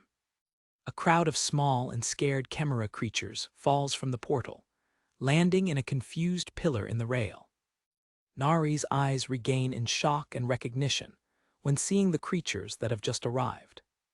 Jia observes at a distance as the agitation begins near the quartz edge of the house. Nari stretches his hands nervously, his big eyes filled with a silent obsession. One of Chin's mandreoras, a small creature similar to a serpent, rises in a protective way in front of the vegetable hole, blocking the way of the newly arrived chimeras. The small cobra shows a presumptuous smile, the tongue vibrating in the air, confident in its domination. The serpent cobra faces one of the new chimeras, a small plant creature called Muta, in a tensionful dispute over the territory. The two small creatures take a step back, studying each other before the inevitable confrontation. Tears rise in the eyes of Muta, but his expression is of pure determination as he prepares to fight for his place. In a brightness of imaginary glory, Muta triumphantly raises his arms over the cementing legumes. A disturbed and fast movement passes through the battlefield. The ground explodes with a violent impact, throwing land and stones into the air. The original mandreoras emerge from the shadows. Their eyes shine red with a threatening intention, defending their territory. Carried to the Devil Kingdom, the alchemist manager Kim, still pajama, looks around wondered with the new and strange environment. Kim becomes Baki-opened in front of the impressive brilliant quartz edge, his mind shrinking with the wealth of material. Kim's eyes turn into bright stars of pure jealousy and excitement, while Chin observes with a fun air. Chin turns, his look finds Nari, who is shyly hiding behind a tree at a distance. Chin instructs a Kaisiok in battle clothes, and a disturbed manager Kim to wait for him next to the quartz section. Chin approaches Yubium and Jia, returning the cranium mask to Jia. From the perspective of Chin, the mandreoras and the newly arrived Muta continue their territorial dispute. A drop of sweat runs through the face of the main mandregora, while this is preparing for the confrontation. Muta closes his sheet spots, refusing to give up. A small chimera formiga enters the battle, running at an incredible speed in the direction of Muta. The chimera formiga catches a Muta trap and pulls it back, while Muta is preparing to throw the main mandregora. With a joint effort, Muta throws the mandregora into the air as a weight drop, while observers look in shock. The candlestick flies through the air, its shocked expression, and a tear runs out of your eye. The shark jumps into the air and takes a powerful blow to the undefensed shark, sending it to rotate. The chimera formiga land victoriously over the knockatiated mandragora. But triumphant, the chimera formiga cambalea while the defeated mandragoras observe, accepting their new ally. With the dispute resolved, Muta leads a group of skyle chimeras, carrying stones to help build his new house. A small rabbit runs through the lighthouse. His nose smells a familiar smell. The rapper toured, his look fixed on a large tree far away. The expression of the grape is dark, its red eyes filled with an ancient pain. The rapper finds Nari, who is hiding behind the tree's trunk, his body trembling. The tears flow through Nari's face, her butch pressed against the tree's helmet while she was crying for guilt. As Nari hides, the little rapper sits patiently, waiting for her. In a cold and sterile memory, two laboratory scientists observe one of their experiences behind a glass. Memory moves to a scene of violence, where other chimeras are forced to pipe and attack Nari on the ground of the laboratory. In memory, the little robotic Nari is stuck on the ground, the dark silhouettes of the scientists stumbling over it. The image of Han Myeondu, with a cruel and manic smile, shines the memory. Nari is sitting alone on the laboratory's cold floor, abandoned. The memory shows the group of young chimeras, including the rapper and Muta, looking with fear. The memory is focused in the mouth of the rapper, scanched in a forced rosnate, tears and saliva flowing out of her preases. In the agonizing memory, the rap bite Nari's metal arm, leaving teeth traces in her armor. Even while attacking, tears of pain go out of the rapper's red eyes. The memory ends with the damaged shape of Nari falling on the ground of the laboratory, the light in his eyes shining. Nari's eye shines with a threatening red light, a dangerous power to wake up. In an explosion of anger, Nari attacks one of the scientists, his eyes burning with a red energy. Scientists run to subjugate the angry Nari, who now sees them as enemies. Tears flow through Nari's visionary when he realizes that, to survive, he has to escape. Nari releases a blue energy shock wave, throwing scientists through the air and opening a way to their escape. The memory ends with the little figure of Nari fleeing to a dark forest, leaving a trace of dark fluid behind. Back to the present, Nari and the rabbit sit under the tree, the painful memory to pair between them. Tears go out of the rabbit's eyes when they remember the forced betrayal. With a scream of anguish, the rapper jumps to Nari's arms, seeking forgiveness. Nari embraces the little rapper with strength, both crying and releasing the pain of the past. Under the docile of the forest, the two friends embrace each other, silently promising never to separate again. At a distance, Chin and Yubium observe the emotional meeting, a small smile touching the lips of Chin. Chin, Yubium, and Jia go away, giving the friends gathered a moment of peace. Kaisiok and Manager Kim are standing, rigid and immobile, like comic statues. Chin approaches and passes a hand around Manager Kim, who hears and smiles from ears to ears. Manager Kim tends to Chin, his expression of pure worship. Yubium and Jia fall back in shock and horror when Manager Kim asks if they can remove some of their penalties for investigation.